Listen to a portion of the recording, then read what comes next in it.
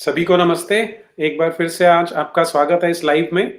और आज हमारे साथ जुड़ेंगे श्री शंकर शरण जी, जिनके आपने आर्टिकल्स बहुत पढ़े होंगे विभिन्न अखबारों में और उनकी किताबों से भी बहुत से लोग परिचित होंगे।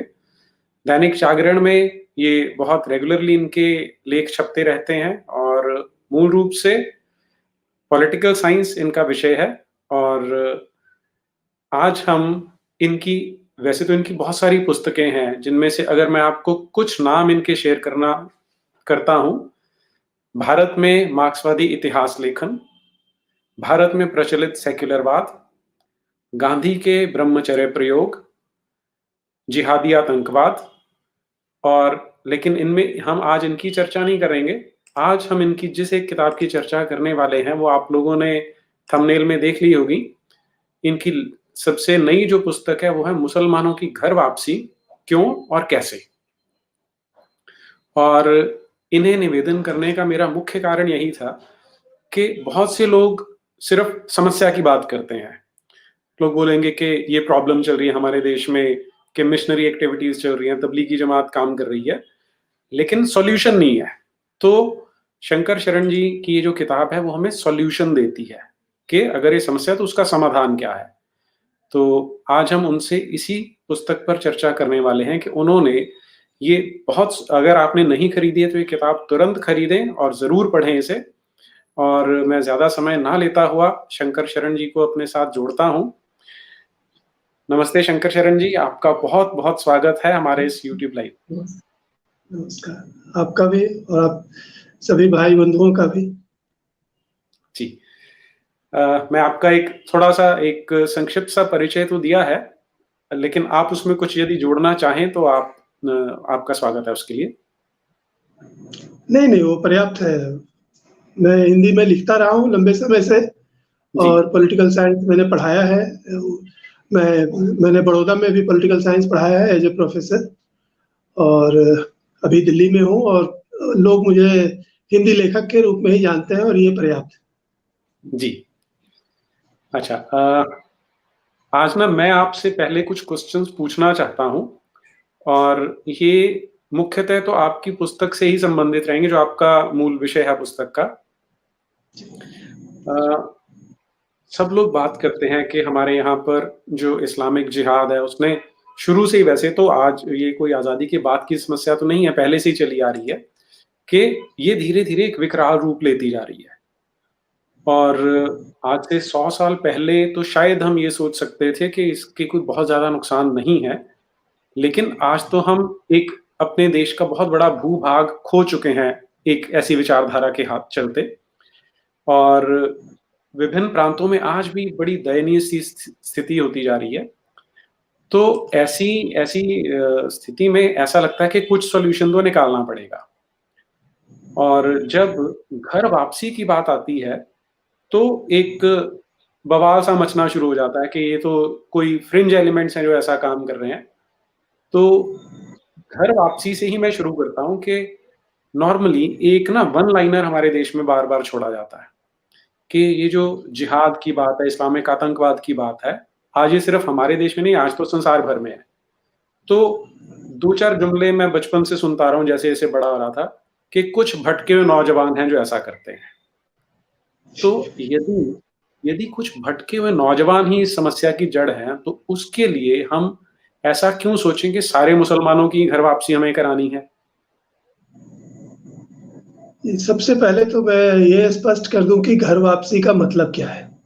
जी। क्योंकि ऐसा कुछ नहीं है, जैसे चूंकि लोग क्रिश्चियनिटी में लोग कन्वर्ट कराते हैं, इस्लाम में लोग कन्वर्ट कराते हैं, तो कुछ लोग समझ लेते हैं कि ये कन्वर्जन जैसा कुछ की जैसी कोई बात है। मैं किसी कन्वर्जन की बात नहीं कर रहा हूँ। मैं सिर्फ ये, और घर वापसी का ये मतलब नहीं है कि ये बात गांधी जी भी कहते थे, फारूक अब्दुल्ला भी कहते थे और सारे उलेमा भी जानते हैं, मुसलमान भी जानते हैं, चर्चा में बोलते भी हैं कि जब हमारे दादा या पिता या परदादा कन्वर्ट हुए, तो कन्वर्ट हुए थे वो पहले हिंदू थे, ये उन्हें मालूम है। तो मुझे ये नहीं कहना है कि उनको फिर से हिंदू बनना है और उनको टीका जनेऊ लगा के हिंदू बना लिया जाए, ये मेरा घर वापसी का मतलब नहीं। हालाँकि वो कोई गलत नहीं है, मैं ये नोट करा दूं कि ये जब हिंदुओं को मुसलमान बनाया जाता रहा है, वह भी बलपूर्वक, तो मुसलमान भी यदि उन्हें ठीक लगे तो वो क्रिश्चियन या बौद्ध या हिंदू बन ही सकते हैं। लेकिन अभी मेरा वो मतलब नहीं है। मैं जिस घर वापसी की बात कर रहा हूँ वह बिल्कुल सीमित है कि इस्लाम के राजनीतिक भाग को छोड़ देना। और जैसे सभी स्वतंत्र लोग दुनिया में हैं, लोकतांत्रिक देशों में, वो अपने विवेक से दूसरों के बारे में निर्णय लेते हैं, जिसको कहते हैं वेस्ट में गोल्डन रूल कहते हैं।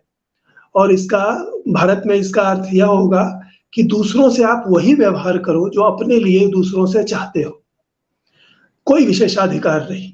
तो पॉलिटिक्स में इस गोल्डन रूल को स्वीकार करना, अपने लिए कोई विशेषाधिकार की इच्छा ना करना, और जो इस तरह की बातें इस्लाम में हैं उनको खारिज करना। और मैं इस पर जोर देना चाहता हूँ कि इस्लाम के 2 भाग हैं। ये सबसे बड़ी मिस्टेक जो है दुनिया में, और वो मुसलमान भी करते हैं, क्योंकि देखिए ऐसा नहीं है कि मुसलमान भी सारा इस्लाम जानते हैं। वो कुछ बेसिक बातें जानते हैं जो उनके मौलाना मुल्ले ने बताई या शिक्षक ने बताई या मदरसे में उन्होंने सीखा, और उनको बहुत लिमिटेड चीज मालूम होती है। ये आप मुसलमानों की आपबीती से पढ़ सकते हैं, जान सकते हैं। और आप इससे भी जान सकते हैं कि कुरान का जो उर्दू, फारसी में और उर्दू में अनुवाद ही अभी 200 साल पहले की बात है। इस्लाम चल रहा है 1400 साल से, लेकिन भारत में कुरान ही मुसलमानों को 200 साल पहले उपलब्ध नहीं थी, यदि उनको अरबी नहीं आती। जो शिक्षा का हाल है आप समझ सकते हैं। इसलिए पहली बात तो यह है कि मुसलमान भी पूरा इस्लाम नहीं जानते, और हिंदू तो बिल्कुल ही नहीं जानते। तो इस बात पर मैं जोर देना चाहूंगा कि इस्लाम के 2 भाग हैं। एक है उसका धार्मिक भाग, और वो बड़ा छोटा सा हिस्सा है। अल्लाह की इबादत करना, रोजा रखना, हज करना, काबा जाके परिक्रमा करना, ज़कात देना, मजार पर मन्नत मानना, ईद मनाना, ये सब धार्मिक चीजें हैं। इनसे काफिरों को या हिंदुओं को या हमें कोई दिक्कत नहीं। दिक्कत होती है उसके राजनीतिक भाग से, जो इस्लाम का बड़ा हिस्सा है, बहुत बड़ा हिस्सा है। मैं कहूँगा लगभग 80% हिस्सा वो इस्लाम का वो पॉलिटिकल हिस्सा है। और उसमें जो है वो सब की सब काफिरों पर केंद्रित है, यानी गैर मुसलमानों पर केंद्रित है।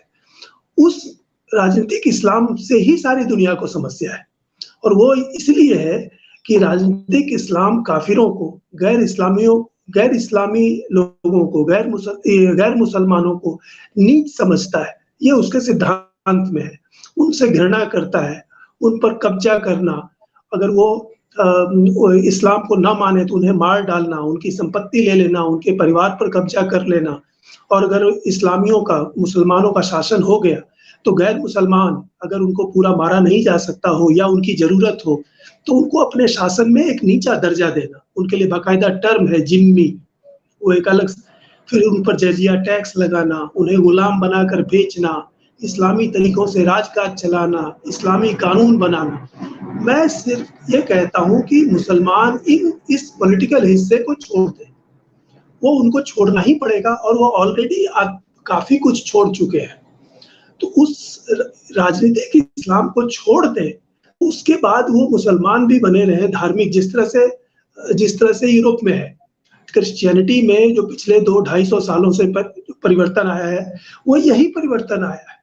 1000 सालों तक वहाँ चर्च ने भी इसी तरह से राज किया था, चर्च का शासन था, और वहाँ भी गैर क्रिश्चियनों को, और क्रिश्चियनों में भी जिनको हेरेटिक कहा जाता था, उनको इसी तरह क्रिश्चियन रूल के हिसाब से दंडित किया जाता था। तो यूरोप ने उसको छोड़ दिया, लेकिन यूरोप आज भी क्रिश्चियन है।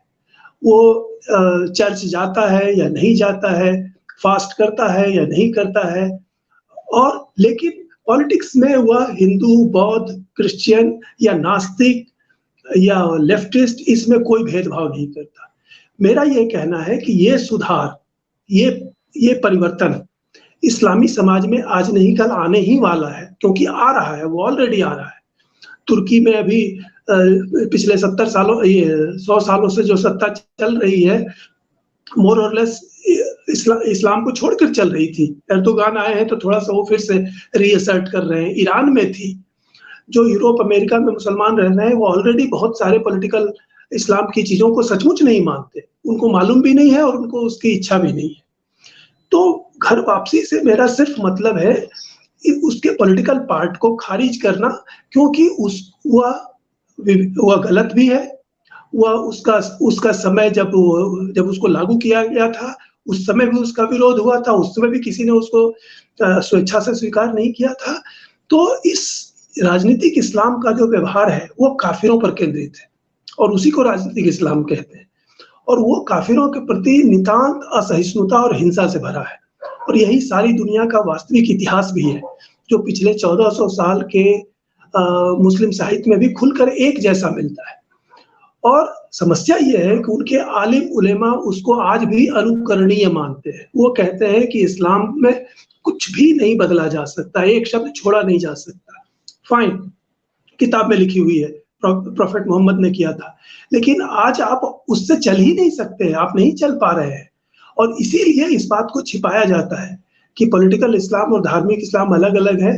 और आप पॉलिटिकल चीजों को, कानून बनाना, टैक्स लगाना, मारना, दंड देना, ये सब धार्मिक चीजें नहीं है, ये पॉलिटिकल चीज है। डोमिनेंस इटसेल्फ पॉलिटिकल चीज है, वो धर्म है ही नहीं।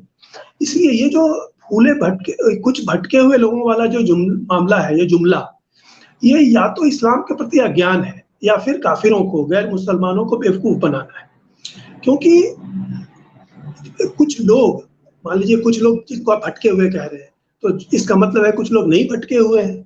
तो ये जो मुस्लिम है, ये इस्लाम तय नहीं करते, और इसलिए हमें मुसलमानों की बात नहीं करनी चाहिए, हमें इस्लाम की बात करनी चाहिए। क्योंकि मुसलमान मनुष्य हैं, जैसे हिंदू मनुष्य हैं, क्रिश्चियन मनुष्य हैं, और जितने मुसलमान हैं उतने तरह के उनके विचार मिजाज हो सकते हैं, लेकिन इस्लाम एक है। हम इस्लाम की बात कर रहे हैं तो कुरान में ही ये निरंतर दोहराया गया है, कुरान में ही यह निरंतर दोहराया गया है कि सभी मुसलमान मोहम्मद के उदाहरण का अनुकरण करें, और कुरान को और मोहम्मद के पूरे व्यवहार को त्रुटिहीन बताया गया है। उसी में यह काफिर और जिहाद की धारणा है। जो अल्लाह को एकमात्र ईश्वर और मोहम्मद को उनका अंतिम प्रॉफिट ना माने, वह दुष्ट है, घृणित है, मार डालने योग्य है। ये कुछ भटके लोगों की बात नहीं है, यह इस्लाम की मूल किताबों में है, ये पूरे इस्लाम का इतिहास है और यह इस्लामी विचार तंत्र का अंग है। इसीलिए जब कोई ये कहे कि भाई आप धर्म की आलोचना कर रहे हैं, तो उन्हें कहना चाहिए कि हम धर्म की आलोचना नहीं कर रहे हैं, हम इस्लाम के राजनीतिक भाग की आलोचना कर रहे हैं, जो मेरे ही बारे में है, काफिरों के बारे में है। और ये कोई इक्की दुक्की बात नहीं है। इस्लाम का आधा से अधिक भाग, पॉलिटिकल इस्लाम का, वो सिर्फ काफिरों के बारे में है। और इसीलिए चाहे वो कुरान को लीजिए या प्रोफेट मोहम्मद की जीवनी को लीजिए या हदीस को लीजिए। एक और चीज पर मैं ध्यान दिलाना चाहता हूँ, अधिकांश लोग सिर्फ कुरान की बात करते हैं, ये भी एक फॉल्ट है। कुरान इस्लामी सिद्धांत का एक छोटा हिस्सा है, हार्डली 15%। उसका बड़ा हिस्सा हदीस है और ये सीरा है, प्रोफेट मोहम्मद की जीवनी। तो सीरा और हदीस मिलकर सुन्ना बनते हैं, तो कुरान प्लस सुन्ना, ये इस्लाम है। कुरान में उतनी बात ही नहीं है कि आप समझ सके। खुद मुसलमान भी जो चलते हैं वो शरीयत से चलते हैं, और शरीयत बनी है हदीस, सुन्ना और कुरान को, हदीस, सीरा और कुरान को मिलाकर के। इसीलिए जो एंटायर इस्लाम है, इस एंटायर इस्लाम के विचार तंत्र है, उसमें काफिरों के बारे में आधे से अधिक सामग्री है, सिर्फ काफिरों के बारे में। तो इसलिए जब काफिर उसकी बात करता है, मैं जब उसकी बात करता हूं, तो वो मेरा अधिकार है, क्योंकि मेरे बारे में उसमें लिखा हुआ है, और उसी को अटल सत्य मानकर मुसलमान मेरे साथ, काफिरों के साथ व्यवहार करते हैं। और वो आज की बात नहीं, वो 1400 सालों से चली जा रही है। इसलिए इस बात को तो स्पष्ट कर लेना चाहिए कि ये कुछ भूले भटके लोगों की बात नहीं है, ये इस्लामी विचार तंत्र की बात है। और जो भी इस्लामी विचार तंत्र पर पूरा विश्वास करे और उसको उसी तरह सत्य माने, उसके पॉलिटिकल हिस्से को भी, वह वही व्यवहार करेगा जो अल-कायदा कर रहा है, जो तालिबान कर रहा है, इस्लामी स्टेट कर रहा है, इंडियन मुजाहिदीन कर रहा है, या जो बाबर ने किया था, जो औरंगजेब ने किया था, जो मीर कासिम ने किया था, जो खुमैनी ने किया था, जो मुल्ला उमर ने किया था। तो पॉइंट इज कि ये सारे लोगों ने एक समान जैसी बात क्यों की, समान जैसा व्यवहार क्यों किया?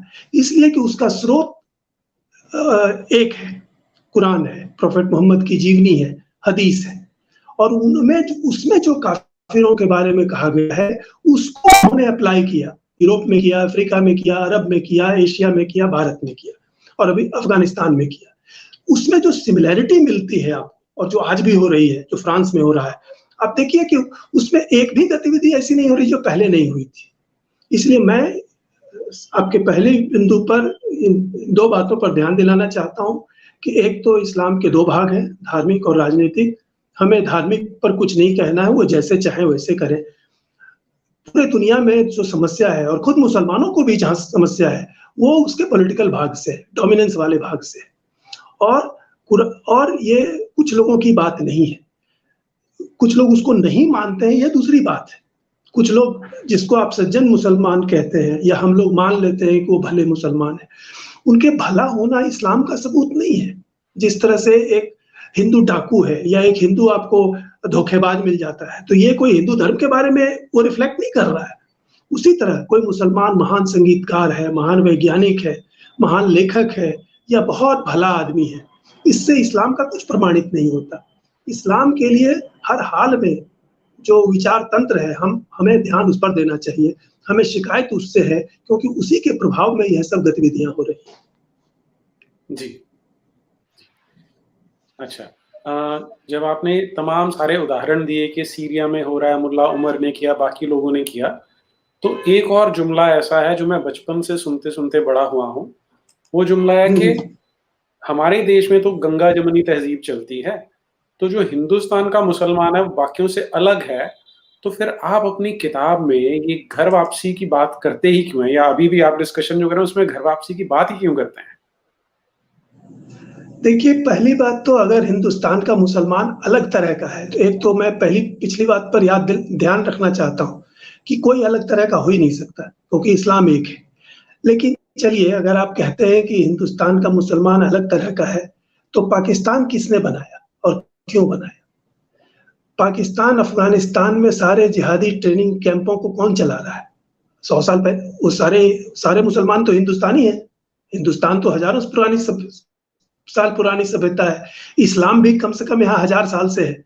तो पाकिस्तान में जो मुसलमान है वो तो हिंदुस्तानी मुसलमान है। तो वो ट्रेनिंग कैंप कैसे चला रहे हैं? फिर यहीं पर भारत में ही देवबंदी मदरसे हैं, उनके फतवे आते रहते हैं, तबलीगी जमात का प्रचार होता रहता है। उसमें कौन सी तहजीब पढ़ाई जाती है? क्या वो गंगा जमुनी तहजीब है? कश्मीर से कश्मीरी पंडितों को किसने भगाया? कैराना से लेकर के मराठ तक और आसाम से लेकर गुजरात तक जो हिंदुओं के साथ व्यवहार होता है, वो कौन करता है? क्या वो कौन सी तहजीब है? बंबई, गोधरा, अक्षरधाम से लेके बंगलोर, दिल्ली तक जो सैकड़ों दंगे पिछले 100 साल में हुए हैं, जो रिकॉर्डेड हैं, और वही अल्लाह अकबर का नारा लगाते हुए जो अभी फ्रांस में लग रहा है, वियना में लग रहा है, वही भारत में लगा करके। तो ये जो गंगा जमुनी तहजीब वाला जो जुमला है, ये या तो पूरा अज्ञान है और या फिर वो ठगना है, झूठ बोलना है। क्योंकि फिर वही मैं कहूँगा कि कोई अच्छे अलग मुसलमान कोई अलग नहीं होते। वो या तो प्रॉफिट के अनुयायी हैं और इसीलिए कि वो अपने आप को बिलीवर कहते हैं। वो किस चीज़ में बिलीव करते हैं? They believe in prophet, they believe in Quran, they believe in sharia. तो उसमें जो चीज़ है, उसमें कोई गंगा जमुनी तहजीब नहीं है। आप पूरे इस्लाम के इतिहास में, उसके पूरे विचार तंत्र में और यहाँ तक कि भारत के इतिहास में आप कोई ऐसी चीज़ नहीं दिखा सकते हैं ऑथेंटिकली जिसको कि आप कह सकते हैं कि भारत में हिंदू मुसलमान जो है कुछ मिल करके रहते थे और ये कोई गंगा जमुनी तहजीब है। और इसको ऐसे भी देख सकते हैं, अगर गंगा जमुनी तहजीब बन सकती है, जो मैं कहता हूँ बन ही नहीं सकती इस्लाम के साथ, या तो आपको इस्लाम को छोड़ना पड़ेगा। वही जो मैं आर्ग्यू कर रहा हूँ कि आप पॉलिटिकल पार्ट छोड़ दीजिए, अपने आप वो मिली जुली चीज बन जाएगी। जैसे आप अमेरिका में रहते रहे हैं, भारत में भी बहुत लोग रहते थे। मैं समझता हूँ कि उसकी पैदाइश बहुत सारे ही मुस्लिम कवि हैं, लेकिन नोट कीजिए वो इस्लामी कवि नहीं है। चाहे वो गालिब हो, रहीम हो या साहिर लुधियानवी हो। आप देखिए कि इस्लामी टेक्स्ट में, इस्लामी संप्रदायों में उन सबका नाम नहीं लिया जाता। क्यों? क्योंकि वो हिंदू प्रभाव की उपज है। वो एक तरह के हिंदू है, एक तरह के वो काफिर है।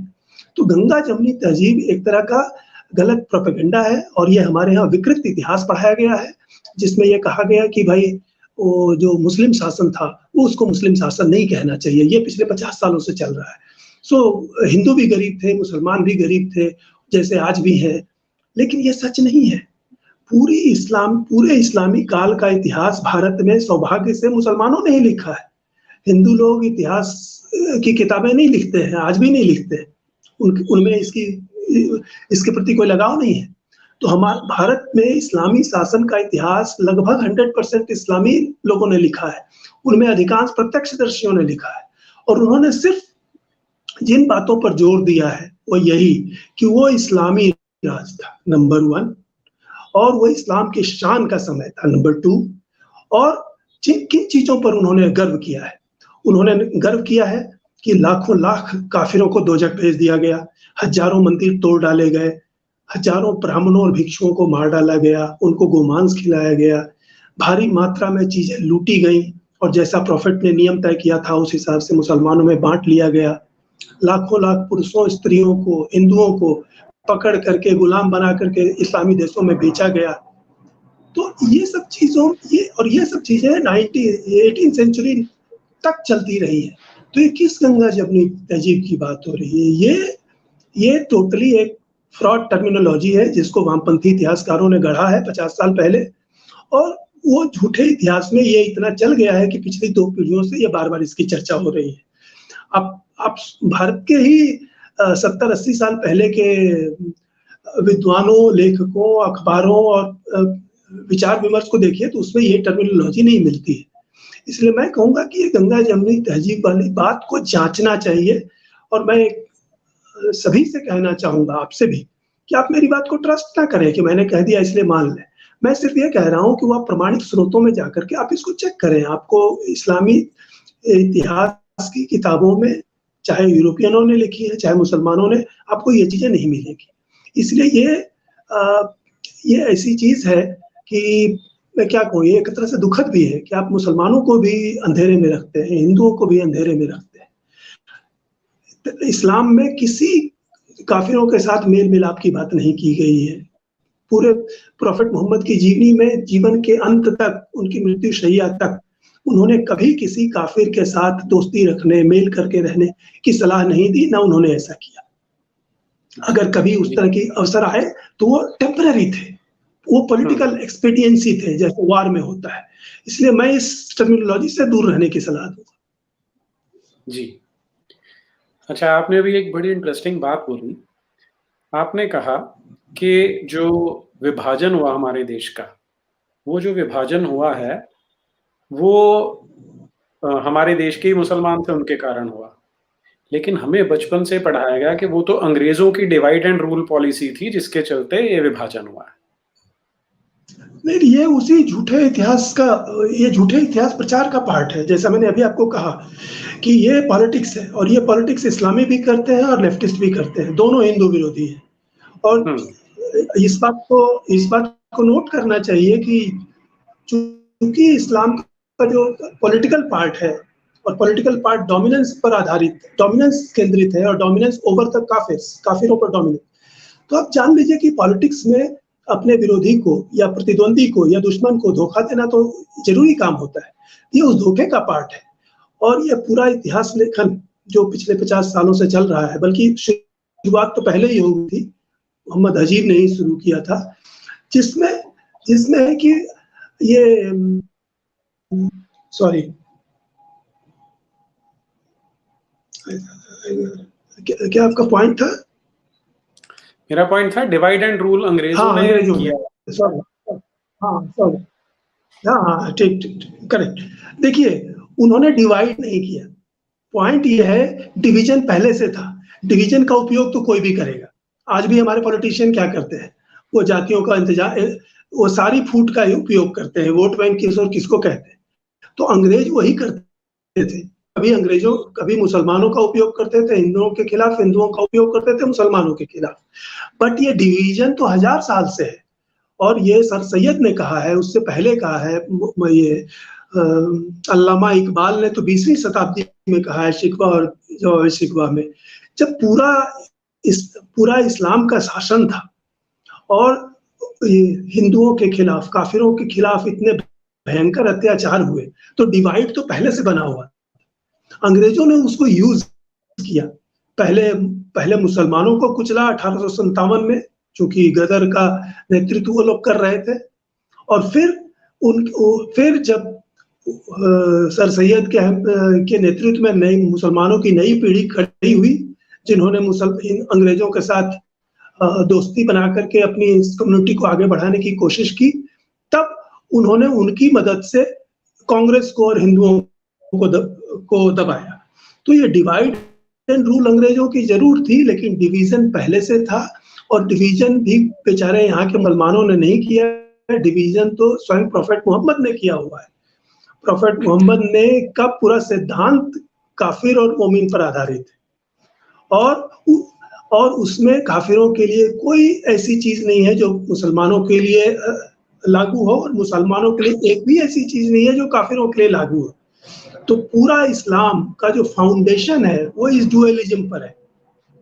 डुअलिज्म, एक चीज मुसलमान के लिए, दूसरी चीज काफिर के लिए, और वो दोनों समान नहीं हो सकती।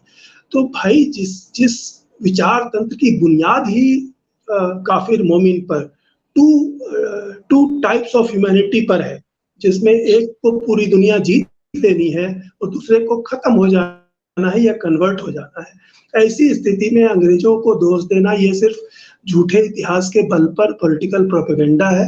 इसको आप परख करके देख सकते हैं।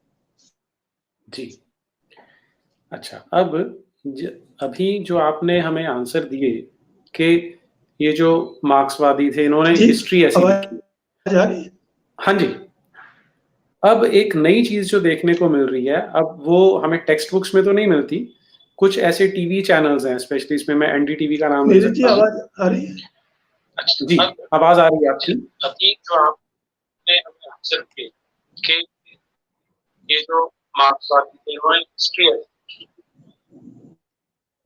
हाँ, अब नई चीज जो देखने को मिलती है, अब वो टेक्स्ट बुक्स में नहीं मिलती, कुछ ऐसे टीवी चैनल हैं जिसमें मैं सकता हूं। जी, लगता है कुछ टेक्निकल प्रॉब्लम है। आपके पास कोई कंप्यूटर या लैपटॉप और तो नहीं किया हुआ ऑन साथ में? मैं सुन रहा हूं।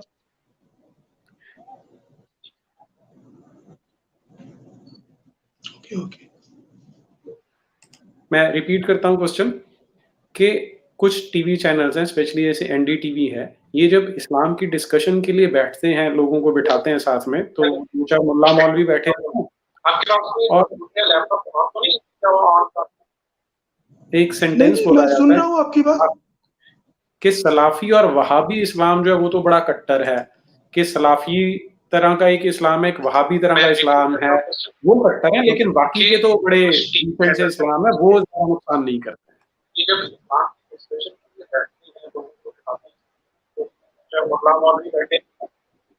और एक सेंटेंस बोला जाता है कि सलाम इस्लाम तरह का इस्लाम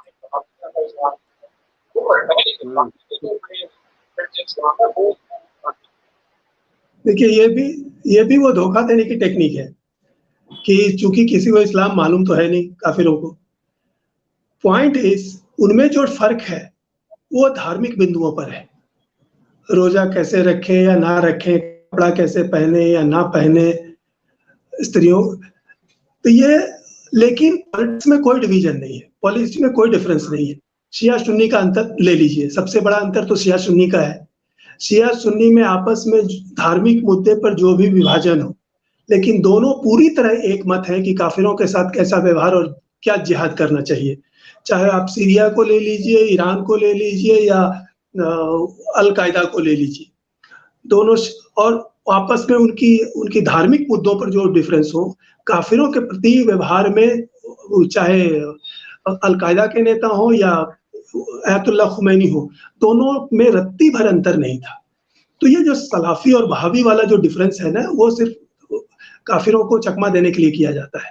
मतभेद उनमें अधिक से अधिक होता भी है, तो जो जैसे कि वार में होता है, टैक्टिकल मतभेद होता है कि कब हिंसक रुख लेना चाहिए, कब शांतिपूर्ण रखना चाहिए, कब समझौता कर लेना चाहिए, कब सामूहिक हिंसा करनी चाहिए, कब गोपनीय हिंसा करनी चाहिए, ये सब डिफरेंसेस हो सकते हैं। लेकिन काफिरों के प्रति उनके विचार, जिहाद के प्रति उनकी धारणा, और उनके साथ व्यवहार, इसमें कहीं कोई अंतर नहीं है और वो लॉजिकल है, क्योंकि जैसा मैंने कहा कि चूंकि सभी एक ही प्रॉफिट मानते हैं, प्रॉफिट उनके डिफरेंट नहीं है, उनकी जीवनी और उनके व्यवहार को सभी अनुकरणीय मानते हैं, यहाँ कोई डिफरेंस नहीं है। फिर अधिक से अधिक वो जो शरीयत में और हदीसों में जो उनके धार्मिक व्यवहार है उनमें मतभेद है, लेकिन मैंने कहीं नहीं पाया कि काफिरों के प्रति व्यवहार में उनमें कहीं कोई फंडामेंटल डिफरेंस है। टैक्टिकल डिफरेंस हो सकता है, जैसे यही कि फ्रांस में अभी सामूहिक रूप से हमला करना चाहिए या नहीं करना चाहिए। इन ऑल प्रोबेबिलिटी जिहादियों का एक वर्ग होगा जो कह रहा होगा कि अभी ये सब नहीं करना चाहिए, काफिर खड़े हो जाएंगे, हमें और शक्ति जुटानी चाहिए थी, अभी हमला नहीं करना चाहिए था। तो दीज काइंड ऑफ डिफरेंसेस। लेकिन बहावी और सलाफी और तालिबान और देवबंदी, ये सब में जो डिफरेंसेस है उसमें काफिरों को जाने की जरूरत ही नहीं है, मैं ये कहूंगा। क्यों? जैसे ये उनके इंटरनल मैटर्स है। जैसे अमेरिका में इलेक्शन हो रहा है तो अलग अलग शहरों में लोग किस तरह से वोट कर रहे हैं, किसको क्या पॉलिसी बना रहे हैं, उससे भारत को क्या मतलब है? भारत को मतलब है कि अमेरिका भारत के प्रति क्या पॉलिसी रखता है, भारत के नागरिकों को उससे मतलब है।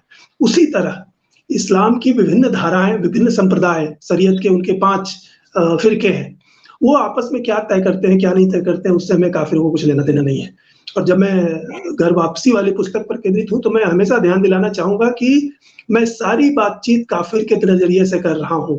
मैं कोई इस्लाम का मौलाना नहीं हूं, मैं एक हिंदू हूं, काफिर हूं, और मेरे बारे में, हमारे समुदाय के बारे में, हिंदुओं के बारे में, बौद्ध के बारे में जो इस्लाम में कहा गया है सिद्धांतः, और जो उसका व्यवहार 1400 सालों से है, वो उसका इतिहास, उसको देख के मुझे साफ लगता है कि ये डिफरेंसेस हमारे लिए इररिलेवेंट है। और सच्चा इस्लाम और ये नकली इस्लाम और मिलावट किया हुआ इस्लाम, ये सब बातें मुझे लगता है कि एक तरह से व्यर्थ है, क्योंकि इस्लाम की जो पूरा कॉर्पस है, पूरा स्टडी मटेरियल है, वो कुछ ज्यादा नहीं है। कुरान एक किताब है, प्रॉफिट की जीवनी इब्न इशाक की ओरिजिनल लिखी हुई है, 500-600 पेज की किताब है। उसी तरह हदीसों के संग्रह जो है, बुखारी या सही, आप वो ले लीजिए, वो 4-5 वॉल्यूम में सारे आ जाएंगे। कुल मिलाकर के यही इस्लाम है, और इसमें डिफरेंस काफिरों के प्रति नहीं है, और बाकी चीजों की व्याख्या पर हो सकता है। जी। जी। बिल्कुल ठीक कहा आपने। अच्छा, अभी आप जब बात कर रहे थे तो मुझे 2 चीज़ें स्ट्राइक कर रही थी कि एक महिला थी वफ़ा सुल्तान करके, अब तो वो जीवित नहीं है। अच्छा, अभी आप लोग अगर स्पीकर बंद कर लेंगे तो ये डिस्टर्बेंस नहीं होगी। स्पीकर पर आपका स्पीकर ऑन है। आप लोग अगर बंद कर लेंगे तो स्पीकर ऑन है। जी। अब वफ़ा सुल्तान हाँ, बोलिए। एक जिसने बाद में इस्लाम छोड़ दिया था, और उसकी 2 चीज़ें आज मुझे स्ट्राइक कर रही थी आपकी बात सुनते हुए। एक तो उसका कहना था कि ये जितने हैं रेडिकल इस्लाम, वहाबी इस्लाम, ये सब पॉलिटिकल करेक्टनेस के चक्कर भिड़े हैं कि इस्लाम तो एक ही है।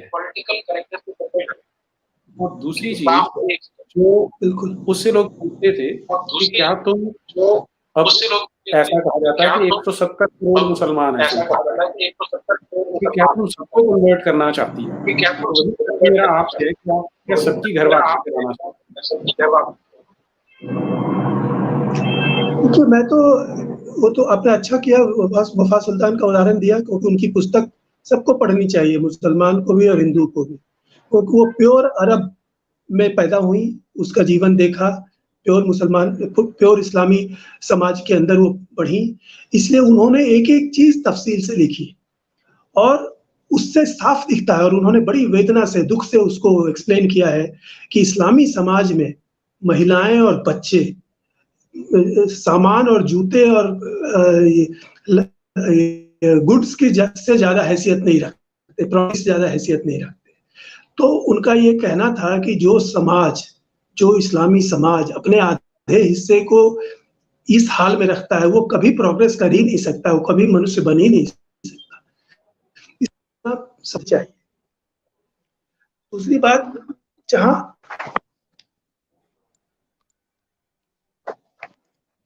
हेलो। हाँ, दूसरी बात कि काफ़िरों के लिए फिर वही अनुभव है कि जब मैं घर वापसी की बात कहता हूँ या उनको राजनीतिक इस्लाम से दूर होने के लिए कहता हूँ, या और भी लोग कहते हैं, कोई मैं पहली बार नहीं कह रहा हूँ, तो उसके पीछे उनके प्रति सद्भावना ही है कि राजनीतिक इस्लाम ने स्वयं अरब को बर्बाद करके रखा है, पूरे मुस्लिम समाज को बर्बाद करके रखा है।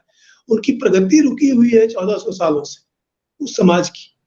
और ये संयुक्त राष्ट्र के दस्तावेज भी आप देख सकते हैं, वो दिखाते हैं कि कई अब देश धन में दुनिया में टॉप पर रहे हैं, उनको धन संपत्ति की कमी नहीं है, लेकिन उनका भी उत्पादन, उनकी समाज व्यवस्था, उनकी आर्थिक व्यवस्था, तकनीक बिल्कुल पिछड़ी हुई है, वो एक भी चीज़ कुछ नहीं बना सकते। तो यह जो सामाजिक व्यवस्था उन्होंने अरब में बनाई है, इसका गरीबी से कोई संबंध नहीं है। इसका संबंध इस्लामी कायदों से है और यही वफ़ा सुल्तान ने बार-बार दिखाने की कोशिश की है कि इस्लामी कायदे, उनकी शिक्षा, उनका पारिवारिक जीवन, बच्चों का जीवन, उनकी राजनीति, उनके मनोविज्ञान, व्यक्तिगत व्यवहार, हर चीज़ को दुष्प्रभावित करते हैं। तो एक काफ़िर की दृष्टि से मैं यही समझता हूँ कि जब हम ये कहते हैं कि मुसलमानों को राजनीतिक इस्लाम से दूर होना चाहिए, तो इसके पीछे हमारा उनके प्रति सद्भाव ही है।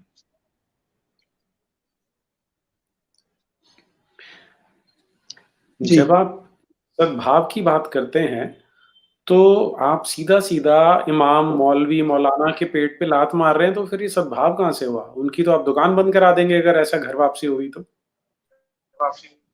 जी, जी। जी, बताएँ। मैं क्वेश्चन रिपीट करता जी, हूँ कहें। अपना। मेरा ये कहना था कि जब आप घर वापसी की बात करते हैं, तो आप तो जो मुल्ला, मौलवी, इमाम हैं, जिनकी दुकान चलती है इस्लाम, उनको सारी बंद हो जाएगी, तो आप सद्भाव की बात कैसे करें?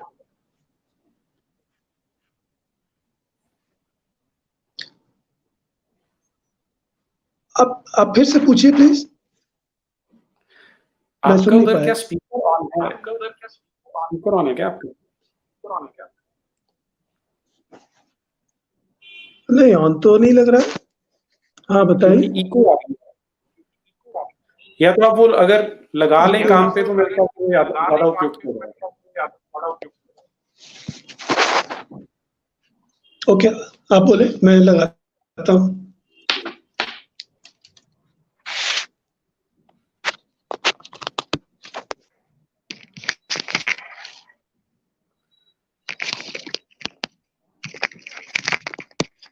जी, बोलिए। हाँ जी। आपने कहा कि जी। जब हम घर वापसी की बात कर रहे हाँ, हैं, तो इसमें मुसलमानों के प्रति सद्भाव है हमारा। बिल्कुल, लेकिन बिल्कुल है। अगर मुसलमान घर वापसी करना शुरू कर देंगे, तो जो इनके इमाम हैं, मौलवी हैं, जो इनके आप पदाधिकारी बोल लें उनको, मुफ्ती हैं, उनकी तो दुकान बंद हो जाएगी। तो सद्भाव कैसे हुआ ये? तो दूसरा काम करेंगे, ऐसा थोड़ी होता है। जो एक काम बंद होता है, लोग दूसरा काम करते हैं। तो वो तो एक अलग चीज़ है। तो पॉलिटिक्स में तो ये होता ही है हुँ, कि वो हिंदुओं में भी है, वो क्रिश्चियनों में भी है कि जो डोमिनेंस रखता है, जो पावर में है, वो पावर तो छोड़ना नहीं चाहता। लेकिन ये तो उनकी समस्या है ना, जो हुँ, उनसे पीड़ित है। अब जैसे हुँ, यही है कि आप इस्लाम में जा सकते हैं, इस्लाम छोड़ नहीं सकते। तो मैंने अपनी हुँ, पुस्तक में लिखा है कि ये तो कैद खाना है, ये किस बात का धर्म हुआ? ये हुँ, कैसे भगवान हैं, कैसे अल्लाह है, कैसे उनके प्रॉफिट हैं, जो अपने लोगों को भी प्रेम से नहीं रख सकते, समझा के नहीं रख सकते। कहते हैं कि अगर छोड़ोगे तो मार डालूँगा, मार डालेंगे हुँ, आपको। आप हुँ, बताइए कि मैं मुसलमानों से ये कहता हूँ कि ये उनकी मतवाद की कमज़ोरी है या मजबूती? हुँ, आप देखिए कि बौद्ध धर्म 2500 साल से है, हिंदू धर्म और 5000 साल से है। कोई हिंदू धर्म में रहे, ना रहे, किसी हिंदू को परवाह नहीं है। कोई बुद्ध धर्म में रहे, ना रहे, किसी को परवाह नहीं है। ये धर्म तो खत्म नहीं हुआ। तो इस्लाम को क्यों इस बात का डर है कि अगर हम एपोस्टेसी को छूट दे दें, प्रॉफिट की आलोचना की हम छूट दे दें या उसकी परवाह बंद कर दें, या कोई इस्लाम छोड़ना चाहता है, उस पर तलवार ना लगाएं, जैसे कई देशों में है, इस्लाम छोड़ने पर मौत का दंड है, क्योंकि यही शरिया है, यही यही प्रॉफेट मोहम्मद ने तय किया था। मेरा ये कहना है कि आप दिमाग से सोचें कि ऐसा मतवाद कमजोर है या मजबूत है। इसका मतलब ये कि उसको खुद डर है कि अगर तलवार हट गई तो लोग इस मुसलमान नहीं रहेंगे। और इनफैक्ट ये प्रॉफेट मोहम्मद के समय में भी हुआ था। उनको ये उस समय भी इसका प्रयोग करना पड़ा था, और इसीलिए ये लॉ बना, क्योंकि प्रॉफेट मोहम्मद ने कहा कि जो इस्लाम छोड़ रहा है उसको मारो, वो नहीं रह सकता, वो जिंदा नहीं रह सकता। तो ये तो उनकी प्रॉब्लम है, मौलानाओं की, इमामों की।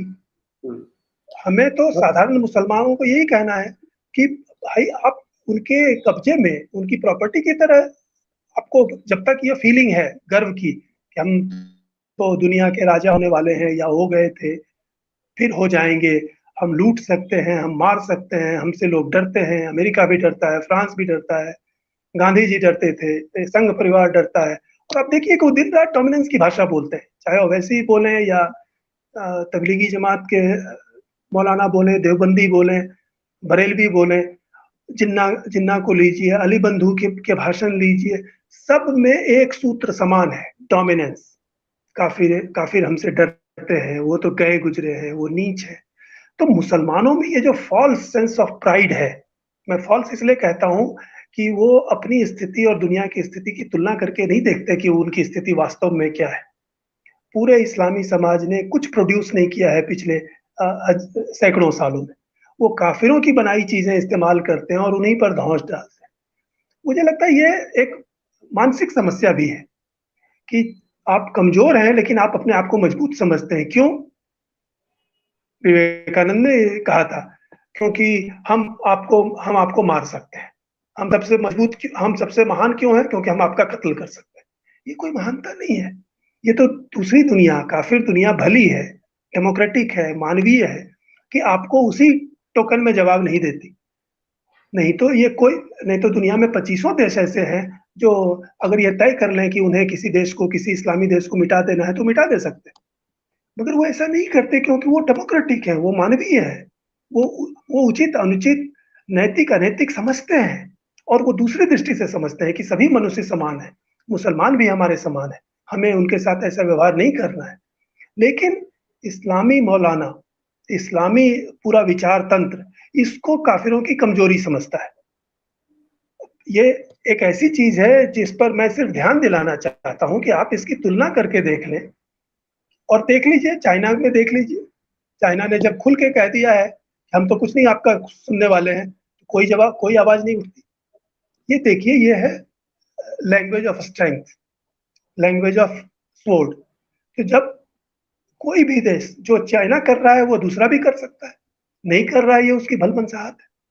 तो ये समय रहते ये समझ लेना चाहिए मुसलमानों को और हिंदुओं को उनसे पहले, कि ये पॉलिटिकल इस्लाम फॉल्टी है, शुरू से फॉल्टी है, ये बाद में नहीं है, अभी उसमें फॉल्ट नहीं आया, प्रॉफेट मोहम्मद के समय से ही।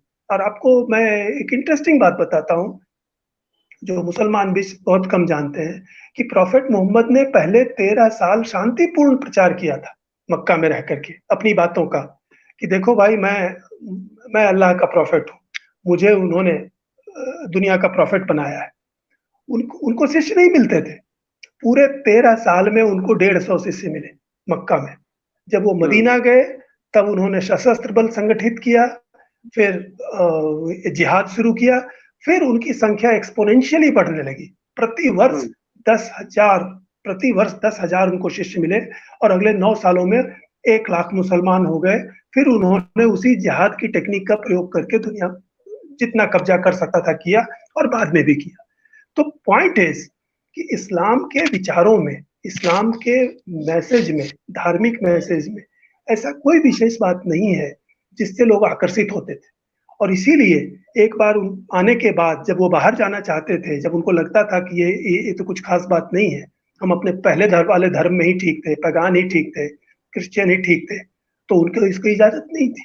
तो ये जो कैद खाने जैसा जो इस्लामी विचार तंत्र बना है, इससे मुसलमान भी मुक्ति चाहते हैं। वो बोल नहीं पाते बहुत जगहों में, लेकिन जहाँ उनको मौका मिलता है वो भी मुक्ति चाहते हैं। किसको आज़ादी बुरी लगती है? सब लोग खुला जीवन व्यतीत करना चाहते हैं। भारत में इसीलिए जब ये कहा जाता है कि भारत में मुसलमान खुशहाल हैं, तो उसका मतलब यही है, क्योंकि ये शरीयत का रूल नहीं है। शरीयत के रूल को वो भी पसंद नहीं करते भीतर से। और पाकिस्तानी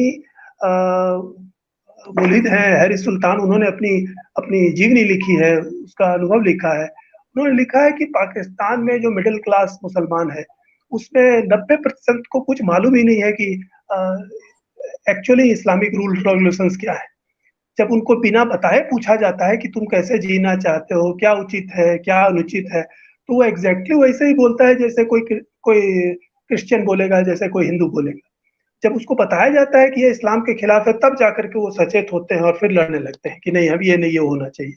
वो शरीयत चाहते हैं, लेकिन वही शरीयत जब तालिबान या हिजबुल मुजाहिदीन या लालजीद वाले लागू करते हैं, तो कहते हैं कि ये देखो कट्टरपंथी। एक्चुअली जिनको कट्टरपंथी कहा जाता है, वो प्रॉपर इस्लामिक तरीके से चलना चाहते हैं, और उसी से पाकिस्तानी मुसलमान भागते हैं और उनको समर्थन नहीं देते। 10% से ज्यादा उनको वोट नहीं आता कट्टरपंथियों को, लेकिन एक्चुअली कट्टरपंथी ही प्रॉपर इस्लामिस्ट है। और जो जिनको आप लिबरल कहते हैं, वो इसलिए लिबरल है कि वो काफिर तरीकों से रहते हैं। वो खुला जीवन पसंद करते हैं, वो आजादी पसंद करते हैं, वो मुल्ले मौलवियों को चाहते हैं कि वो उधर साइड में ही रहें। तो एग्जैक्टली मैं वही कह रहा हूँ जो पाकिस्तान का मिडिल क्लास चाहता है कि भाई मुल्ले मौलवी और ये शरीयत और ये रूल, इनको मस्जिद तक रखो, पूजा पाठ, इबादत, हज, रोजा, नमाज आप जैसे चाहो ऐसे रखो, लेकिन ये पॉलिटिक्स में आप दखल मत दो। तो एक्चुअली सारी दुनिया के जो मध्यवर्गीय मुसलमान है, और मैं कहूंगा अरब में भी, वो वही जीवन पसंद करते हैं, क्योंकि वो स्वाभाविक है, वो सहज जीवन है। मनुष्य स्वतंत्रता प्रेमी है, मनुष्य विवेकशील है, मनुष्य में प्रेम है। लेकिन इस्लामी मौलाना उनको अपनी शरीयत का दबाव देकर कहते हैं कि नहीं, तो आपको घृणा करनी होगी, आपका पड़ोसी भला है, उससे क्या, वो तो काफिर है, आप उससे दोस्ती नहीं रख सकते, आप उसके साथ संबंध नहीं बना सकते। तो इस ये political part of dominance over the kafirs and dominance over the Muslims as well, मुसलमानों के ऊपर वही डोमिनेंस, क्योंकि आप वो छोड़ के नहीं जा सकते, तो ये तो डोमिनेंस है। इसलिए इस अंतर को ध्यान में रख करके ही सारी बात समझी जानी चाहिए। जी। अच्छा, अब ये जो आपका विषय, आपकी पुस्तक का, घर वापसी का, इसी से संबंधित एक क्वेश्चन है। फरहान अहमद है, ये क्वेश्चन पूछ रहे हैं आपसे। नमस्ते, very relevant topic in our times.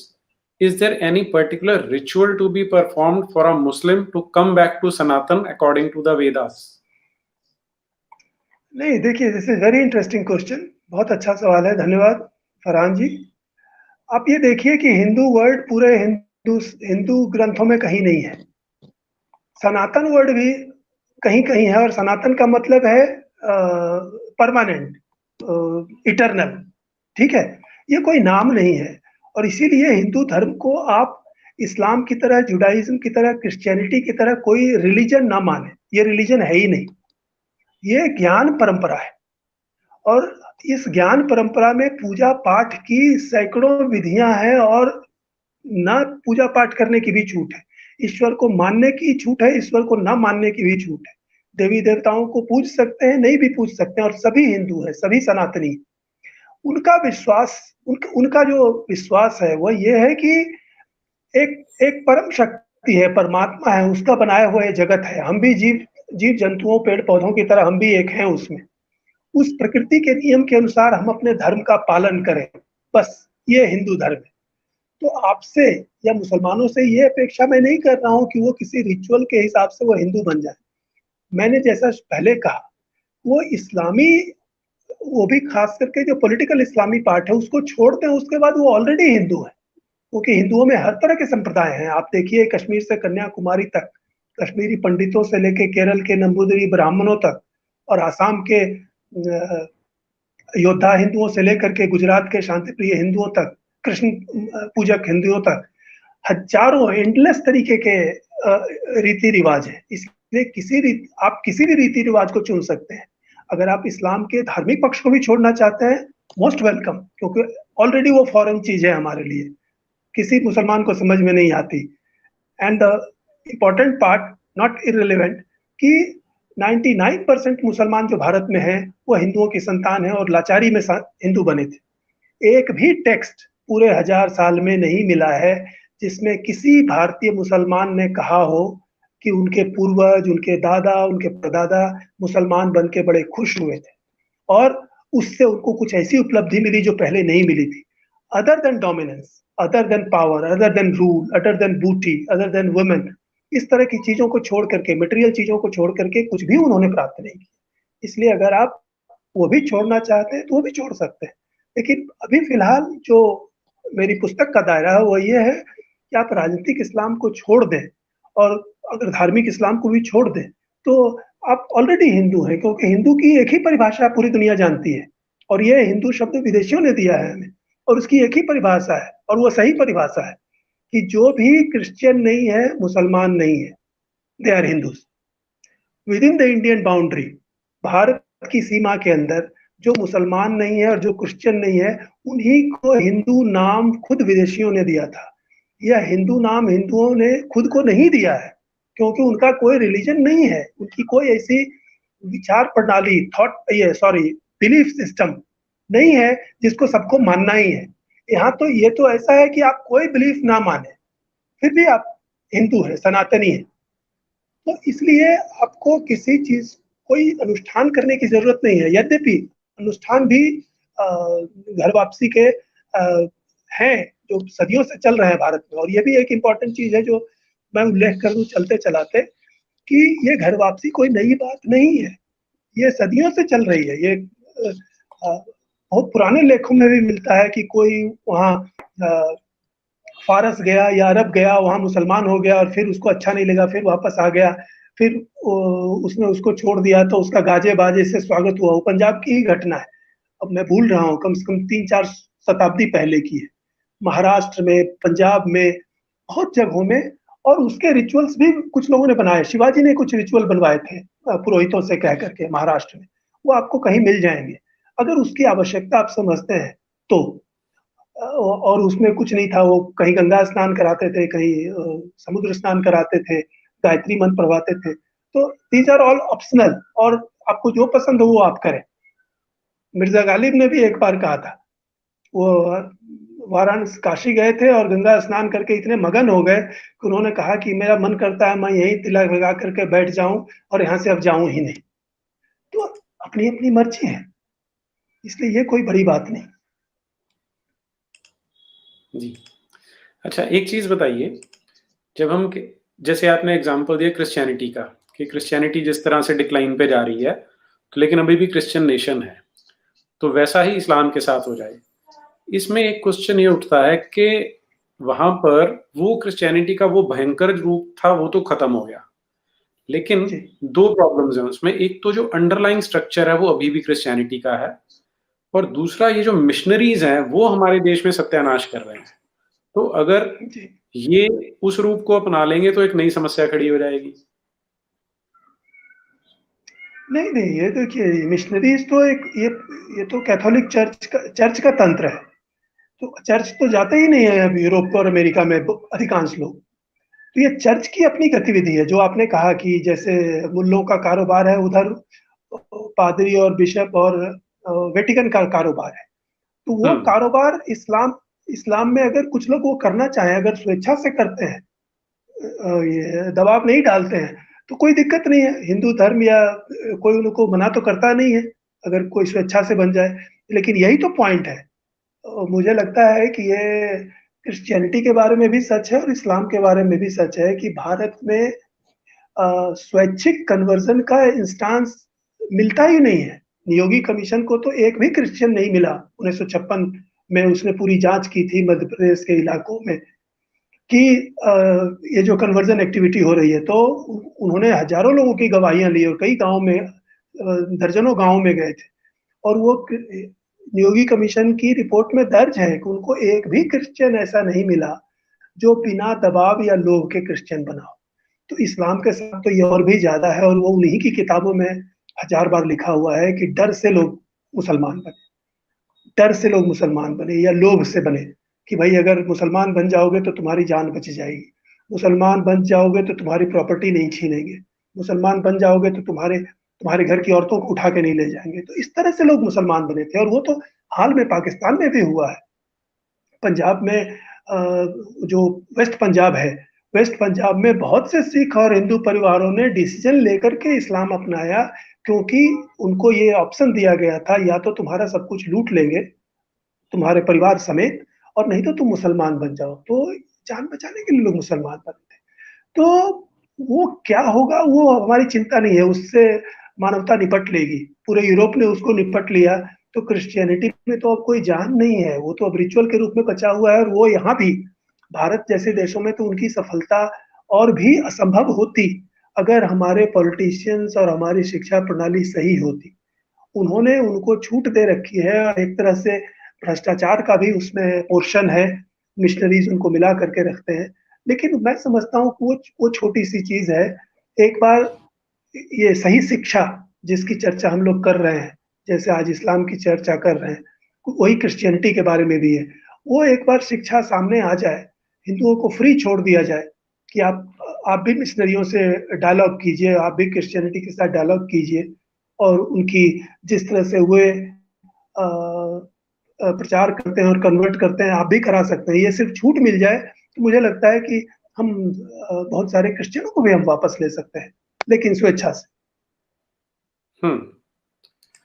तो लेकिन छूट तो अभी भी है, मतलब हिंदुओं को किसी ने बांध थोड़ी रखा है कि तुम वापस नहीं कन्वर्ट कर सकते हो।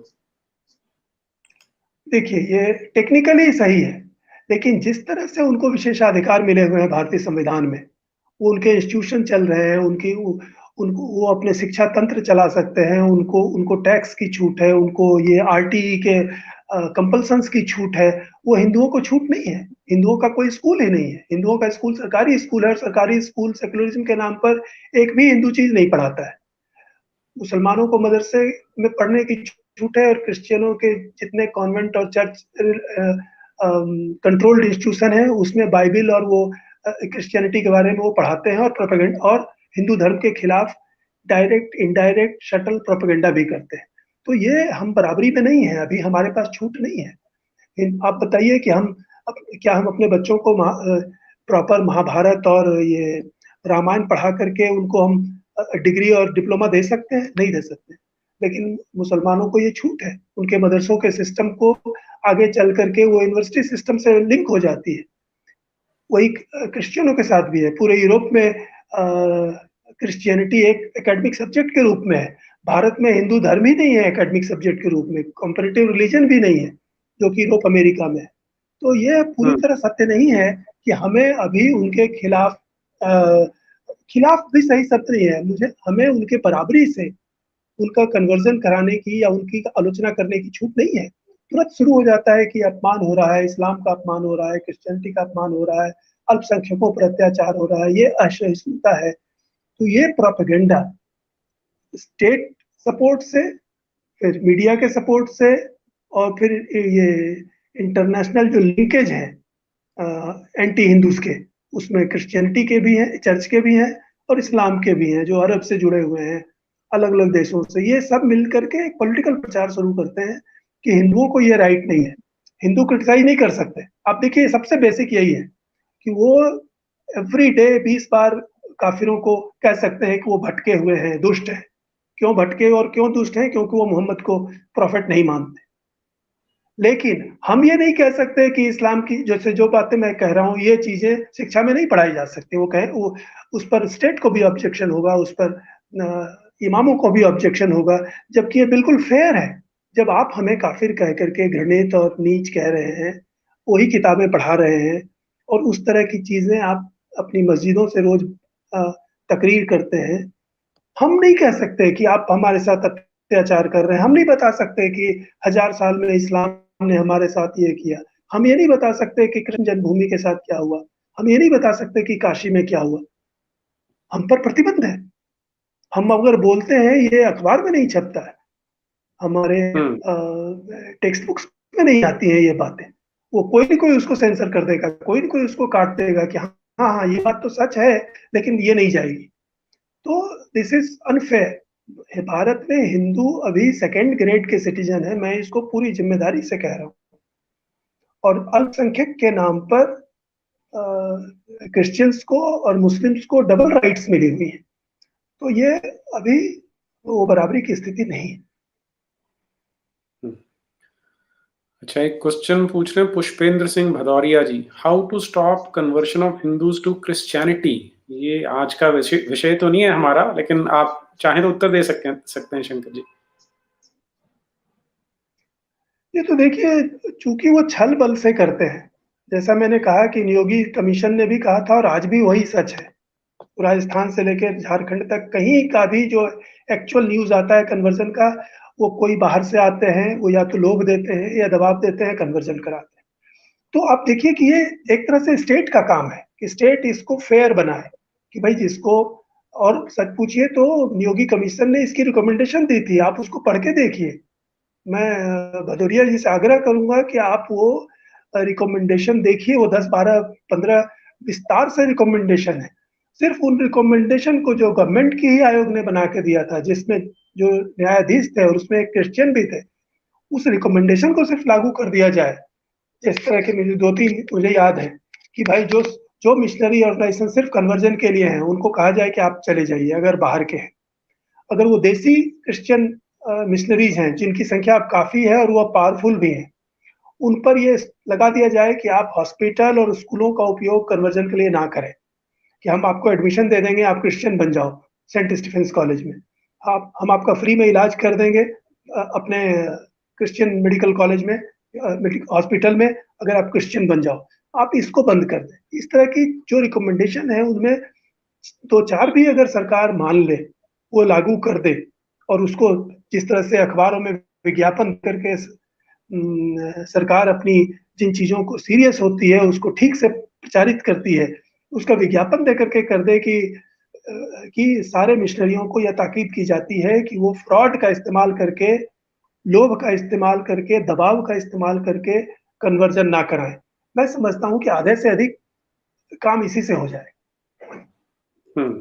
जी, बिल्कुल ठीक बात है। नियोगी कमीशन 1950 वाले दशक में बना था और वो एक्सक्लूसिवली यही 56 देखने के लिए बना था कि जो मिशनरी एक्टिविटीज हैं वो कैसे काम करती हैं, और बहुत बड़ी रिपोर्ट है।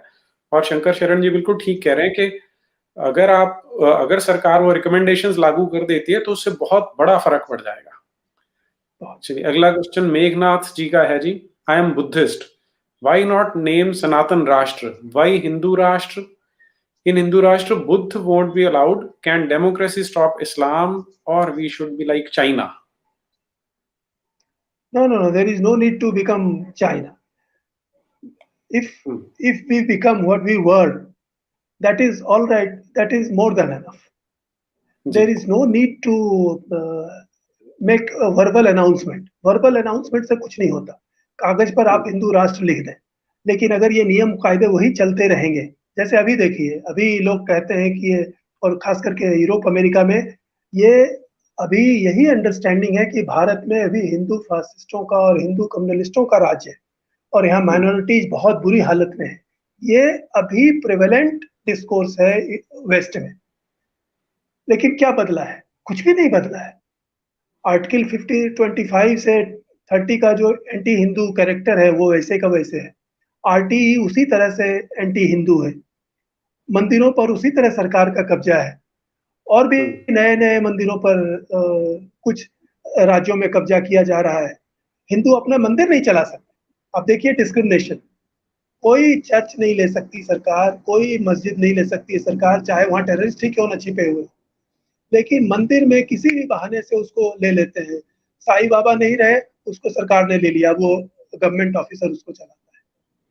तिरुपति और से हजारों हजारों हजार मंदिर हिंदुओं के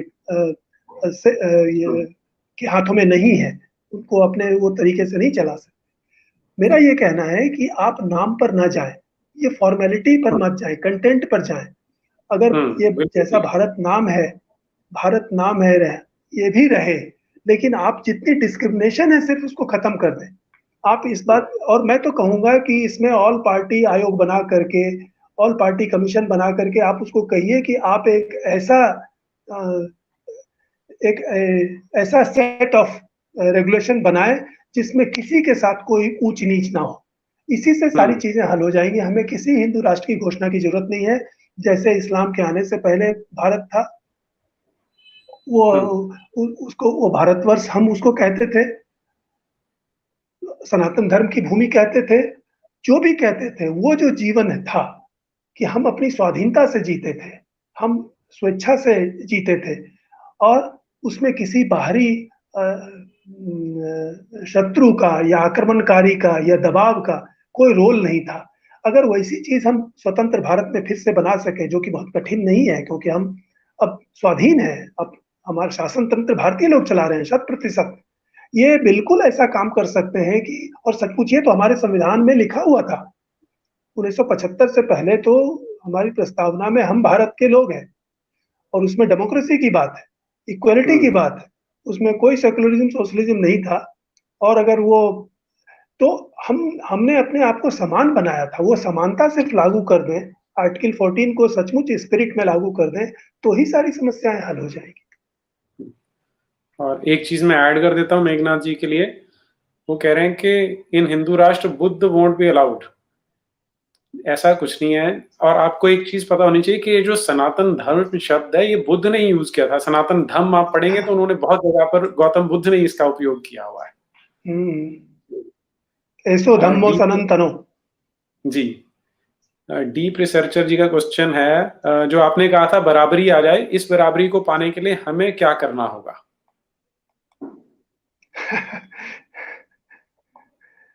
देखिए, ये तो मामला पॉलिटिकल है, ये काम गवर्नमेंट का है, क्योंकि लॉ से हमें सेकंड ग्रेड बना दिया गया है। आर्टिकल 25 से 30 तक उन जो 6 आर्टिकल को एंटी हिंदू मीनिंग दे दिया गया है। इनफैक्ट वो संविधान बनाने वालों की मंशा भी नहीं थी। उनकी मंशा ये थी कि चूंकि अब भारत स्वतंत्र हो रहा है और उतना बड़ा मुस्लिम लीग का मूवमेंट चला था कि भाई हम तो नहीं रह सकते आपके साथ, तो उनको साथ रखने के लिए ये सब धाराएं बनाई गई थी कि लीजिए भाई, हम आपके लिए लिख देते हैं कि आपको ये अधिकार रहेंगे, आपको ये अधिकार रहेंगे, आपको ये अधिकार रहेंगे। ये धाराएं 1946 में बनाई गई थी संविधान सभा में, जब भारत का पार्टीशन तय नहीं हुआ था। लेकिन जब भारत का पार्टीशन तय हो गया, उसके बाद भी ये धाराएं बनी रह गई। तो एक ये अननेसेसरी चीज थी। लेकिन जब रही भी तो उसका भाव ये नहीं था कि हिंदुओं को राइट्स नहीं होंगे जो हम अल्पसंख्यकों को दे रहे हैं, बल्कि वो तो मान के चल रहे थे, और सभी मान के चलते हैं कि जो डोमिनेंट है उसको तो वो राइट रहेंगे। ये सिर्फ बाद में लेटर ये उसका मीनिंग पॉलिटिशियन ने कर दिया। कांग्रेस, लेफ्टिस्ट, इस्लामिस्ट, ये सब मिल करके उन्होंने किया। और मैं बहुत दुख के साथ इसको भी नोट करना चाहूंगा कि जिन लोगों ने अपने आप को हिंदुओं का हितैषी समझा था, वो पूरी तरह सोए रहे। उन्होंने एक बार भी इसका विरोध नहीं किया कि आप संविधान की इन धाराओं को एंटी हिंदू अर्थ नहीं दे सकते और माइनॉरिटीज को कोई सुप्रीमेसी नहीं दे सकते, क्योंकि ये संविधान की भावना ही नहीं थी। आप उसको पढ़ करके देख सकते हैं, कॉन्स्टिट्यूएंट असेंबली के डिबेट्स प्रिंटेड है, अवेलेबल है, इंटरनेट पर फ्रीली अवेलेबल है। कहीं ये नहीं लिखा है कि ये जो धारा 25 से 30 तक जो अधिकार दिए जा रहे हैं वो हिंदुओं को नहीं मिलेंगे। इसलिए सिर्फ इस मिस इंटरप्रिटेशन को अनाउंस करने की जरूरत है कि ये जो मिस इंटरप्रिटेशन का चलन पिछले 4 दशकों से है, उसको हम खत्म करते हैं और ये बराबर है। जी, अगला सचिन देवकर जी ने प्रश्न कोई नहीं पूछा है। धन्यवाद सचिन जी। ओंकार चतुर्वेदी जी ने क्वेश्चन नहीं पूछा, केवल ये धन्यवाद हम इन्हें देते हैं। सौरभ जी का प्रश्न है, इस्लाम और क्रिश्चियनिटी वही रेक्टिफाई कर रहा है जो हमने ही क्रिएट किया है, क्या हमें अपने हिंदू धर्म की कमियां नहीं देखनी चाहिए? बिल्कुल करनी चाहिए, लेकिन वो एक अलग विषय है। और वो भी मैं कहूंगा कि वो हिंदू धर्म की कमियां नहीं है, हिंदुओं की कमियां हैं। जैसा मैंने अपनी बात कहते हुए कहा था कि अगर कोई धोखेबाज हिंदू है तो वो हिंदू धर्म की धोखेबाजी नहीं हो जाती। इसलिए अगर कोई छुआछूत का पालन कर रहा है, किसी के साथ दुर्व्यवहार कर रहा है, या और कास्ट के अलावा कोई चीज भी नहीं है जिसका कोई नाम भी लेता है खासकर, तो वो चीज, और या हम व्यवहार करते हैं कायरों जैसे, लोभियों जैसे, ये हमारे धर्म ने नहीं सिखाया। हमारे धर्म ने वेदों से लेकर के विवेकानंद तक सिंह बनना सिखाया है। सिंह से उपमा दी गई है पुरुषों की, पुरुष सिंह, नर सिंह। तो उस वीरता को छोड़ करके हम कायर हो गए। हमें त्याग सिखाया गया था, तेन त्यक्तेन भुंजी था, उपनिषद में ही है, हजारों साल पहले। तो हम उसको छोड़ करके हम सब कुछ अपना घर भरने में लग जाते हैं। तो ये हिंदू धर्म की चीजें नहीं है। इसलिए जो चीज बुराई दिखती है हिंदू समाज की, वो हिंदुओं की बुराई है, वो बाहरी दुष्प्रभाव से भी आई है, कुछ शिक्षा के कारण भी आई है, हमारे चरित्र में गिरावट से भी आई है, हीन भावना से भी आई है, जो सदियों से हम दबे रहे हैं उससे, लाचारी से भी आई है, सबसे बढ़कर अज्ञान से आई। तो हमें हिंदू धर्म में सुधार करने की कोई जरूरत नहीं है, क्योंकि उपनिषद से लेकर के विवेकानंद तक, श्री अरविंदो तक सारा कॉर्पुस आपके सामने है। आप निकाल के दिखाइए कि किस पैराग्राफ को आप सुधारना चाहते हैं, किस आचरण को आप सुधारना चाहते हैं जो उन्होंने बताया, जो आज अनुपयुक्त लगता है। और मैं यहाँ पर तुलना करने के लिए भी कहूंगा कि प्रोफेट मोहम्मद के जीवन के आचरण से, उनके बारे में जो तफसीलें हैं, दुनिया में किसी के बारे में इतनी तफसील नहीं मालूम है जितनी प्रोफेट मोहम्मद के बारे में मालूम है। उनकी माइन्यूटेस्ट डिटेल भी है कि वो जूता पहनने में पहले बायां पैर देते थे कि या दायां पैर देते थे। उनके पूरे जीवन के आचरण से और उनकी सीखों से आप तुलना करके देखें, श्री अरविंद की सीख की, विवेकानंद की सीख की, चैतन्य महाप्रभु की सीख की, आपको उसमें कौन सी चीज ऐसी मिलती है जिसकी आज सुधार करने की जरूरत है? मैं ये कहना चाहूंगा कि हिंदू धर्म की शिक्षाओं में सुधार की कोई आवश्यकता नहीं है। हमें अपने चरित्र और व्यवहार में सुधार करने की आवश्यकता है। जो विकृत हो गई हैं, जो धर्म से च्युत हो गई हैं, अधर्म को हमने अपना लिया है, कुछ विदेशी प्रभाव में, कुछ कुशिक्षा में, और कुछ अपनी चारित्रिक कमी के कारण। अगला प्रश्न पूछ रहे हैं देव काया सिंह, घर वापसी करने पर कौन सी कास्ट में लिया जाएगा? क्या कास्टिज्म बड़ी बाधा नहीं बन रही है? हाँ, बहुत अच्छा सवाल आपने पूछा। आप इसका जवाब इसी में है कि हिंदू धर्म में, हिंदू समाज में कास्ट वर्ड मत इस्तेमाल कीजिए, जाति इस्तेमाल कीजिए, क्योंकि वो हमारा शब्द है, उसका अर्थ अलग है, कास्ट का अर्थ अलग है। और जाति शब्द बनी है ज्ञाति से, और ज्ञाति का अर्थ है कुल।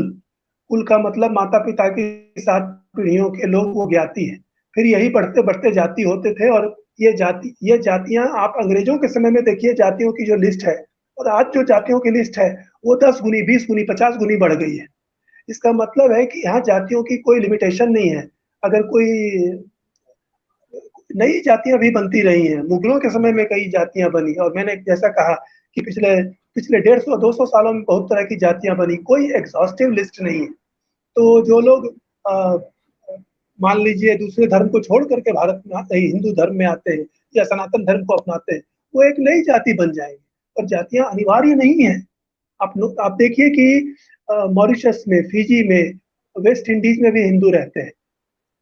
वो तो हिंदू अभी भी है, वो अभी भी रामलीला करते हैं, रामायण पढ़ते हैं, लेकिन उनमें कोई जातियों की भावना नहीं है। तो बिना जाति के भी हिंदू धर्म हो सकता है, ये आपको प्रवासी हिंदू देख करके आप देख सकते हैं।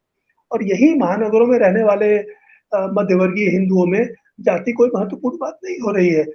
आराम से जिनको अंतर जाति विवाह हो रहे हैं, कोई उस पर ध्यान भी नहीं देता है। इसलिए जातियां कोई समस्या बिल्कुल नहीं है। ये पॉलिटिक्स के कारण जातियों की समस्या दिखती है, और पॉलिटिक्स में भी आरक्षण के कारण। आप आरक्षण को माइनस कर दीजिए, भारत में कोई कोई जाति समस्या नहीं।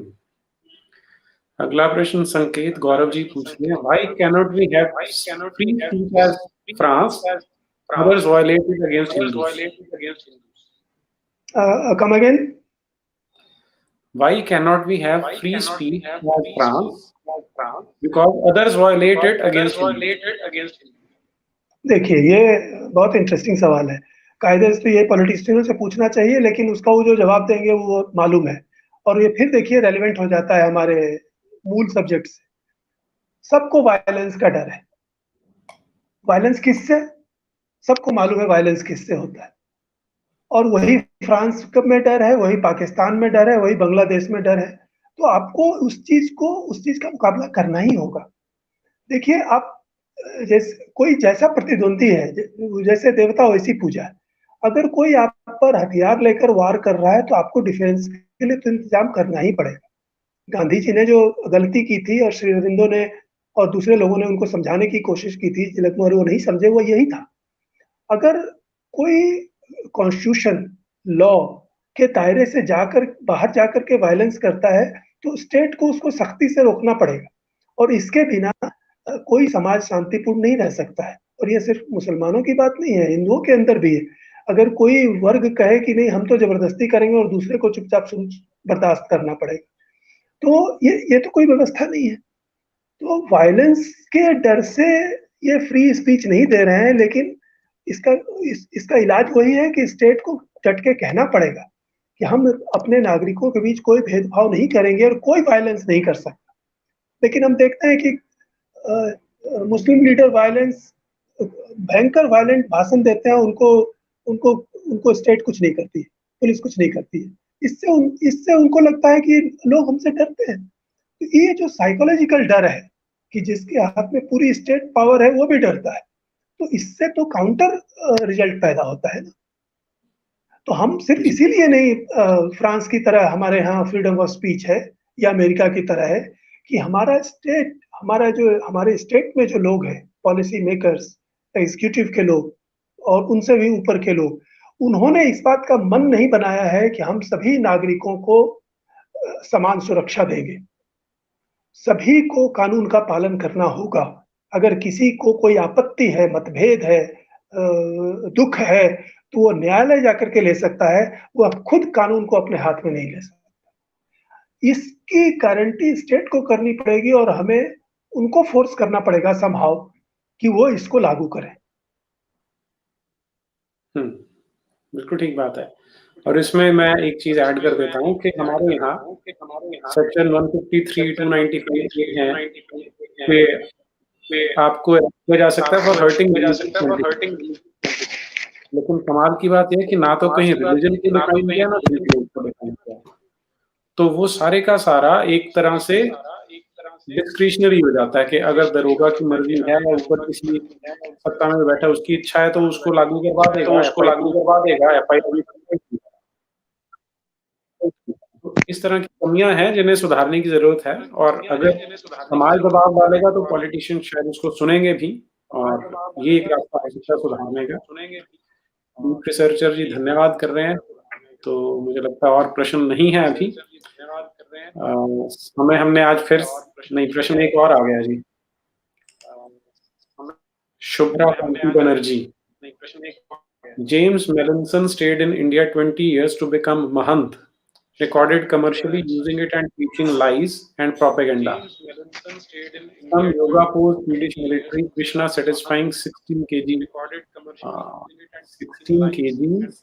16,000 गर्लफ्रेंड्स। अच्छा, ये जो कृष्ण जी के ऊपर लगता है कि 16,000 गोपियां थी उनकी, कि इस तरह के इल्जाम उन्होंने लगाए हैं, तो इसको कैसे टैकल करेंगे?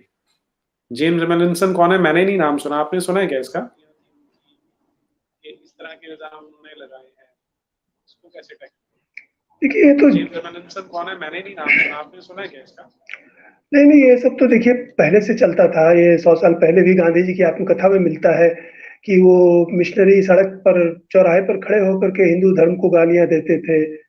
काली को विभत्स कहते थे, गणेश को पटांग कहते थे, शिव को भी गालियां देते थे। उनका राज था और हमारे लोग दबते थे तो मिशनरी डट करके ये गालियां देते थे। ये सब दुष्प्रचार है और मुझे लगता है कि उनके पास चूंकि, और ये दिखाता है कि उनके पास कुछ भी नहीं है अपने धर्म के बारे में अच्छा कहने का। इसलिए क्रिश्चियनिटी के बारे में कहने का, जीसस के बारे में कहने का उनके पास कुछ नहीं है, तो वो हमारे देवी देवताओं और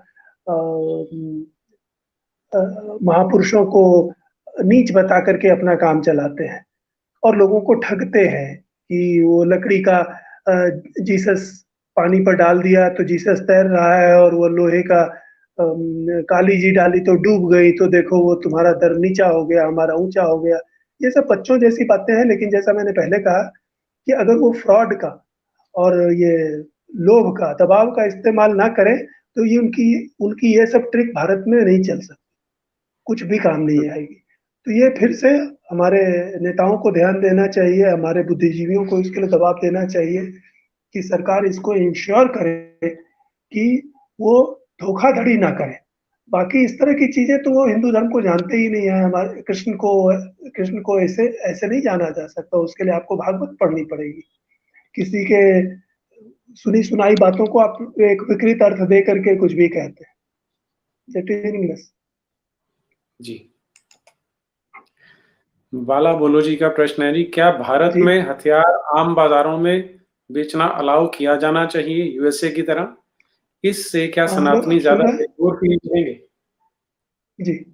बाला बोलो जी का प्रश्न है जी, क्या भारत में हथियार आम बाज़ारों में बेचना अलाउ किया जाना चाहिए यूएसए की तरह? इससे क्या सनातनी ज़्यादा सिक्योर फील करेंगे? अब ये तो कोई ऐसा विषय नहीं है, लेकिन हाँ, ये मुझे भी लगता है, क्योंकि आपको मैं कम से कम एक इन्फॉर्मेशन दे दूँ कि 1929 तक तो मुझे मालूम है, 1929 तक कांग्रेस के अधिवेशनों में ये ये माँग की जाती थी कि भारत में जो आर्म्स एक्ट है वो अंग्रेज़ों ने लाया है, वो भारतीयों को निःशस्त्र करके ही भारत पर शासन कर सके थे। तो शस्त्र बंदी ये अंग्रेज़ों ने ला दी थी भारत पर, और ये कांग्रेस की माँग होती थी गांधी जी के रहते हुए कि शस्त्र छीन करके उन्होंने हमें कायर और दुर्बल बनाया है। तो ये बात आपकी आपकी माँग की भावना के साथ मैं भी सहमत हूँ कि ये अंग्रेज़ों का बनाया हुआ आर्म्स एक्ट हटा ही देना चाहिए, और उस हिसाब से अमेरिकन जो सिचुएशन है वो शायद मैं ज़्यादा पसंद करूँगा।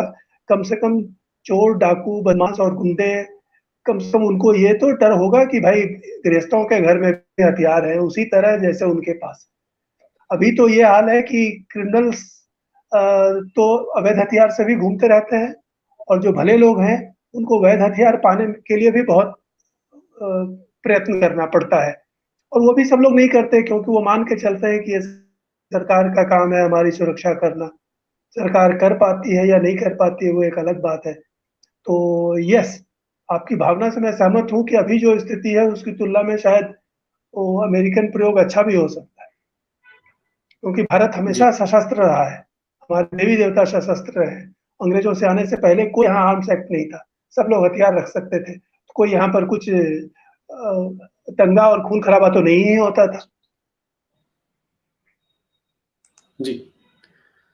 डीप रिसर्चर पूछ रहे हैं, अभी हाल के समय में सरकार के लिए भी ये मुश्किल सच को ओपनली कहना, तो इसको हैंडल करें। ये क्वेश्चन समझ में नहीं आया मुझे, आप किस चीज़ की बात कर रहे हैं कि सच को ओपनली कहना? या तो ये इस्लामिक जिहाद की बात कर रहे हैं शायद? क्वेश्चन समझ में नहीं आया मुझे, आप किस चीज़ की बात कर रहे हैं कि सच को ओपनली कहना? या तो ये इस्लामिक जिहाद की बात कर रहे हैं शायद? वही होगा, लेकिन मुझे लगता है वैसी कोई बात नहीं। जब हमारे मन में कोई विरोध भाव नहीं है, हमारे मन में कोई दुर्भावना नहीं है, और हम झूठ भी नहीं बोल रहे हैं, और हम लॉजिकल बातें कह रहे हैं, अपने इंटरेस्ट में कह रहे हैं, देश के इंटरेस्ट में कह रहे हैं, आपके इंटरेस्ट में कह रहे हैं। तो जब साधारण लोग बोल सकते हैं, तो बड़े लोग भी बोल ही सकते हैं।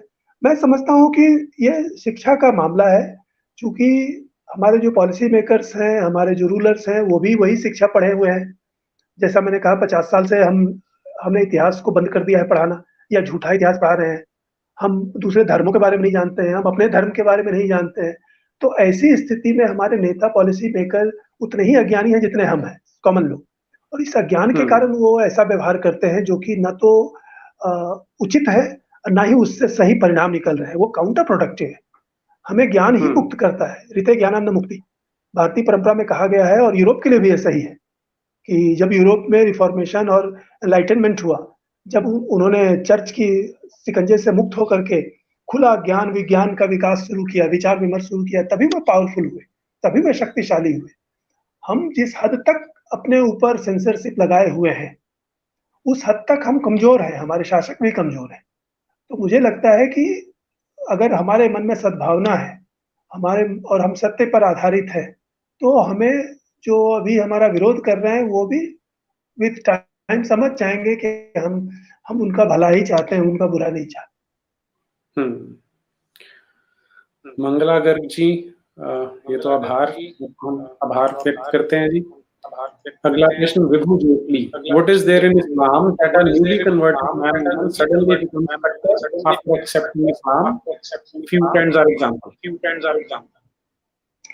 I think you read the biography of Prophet Muhammad, you read Quran chronologically, you read Hadith, any volume, you will understand what is the reason, because that is what they are taught.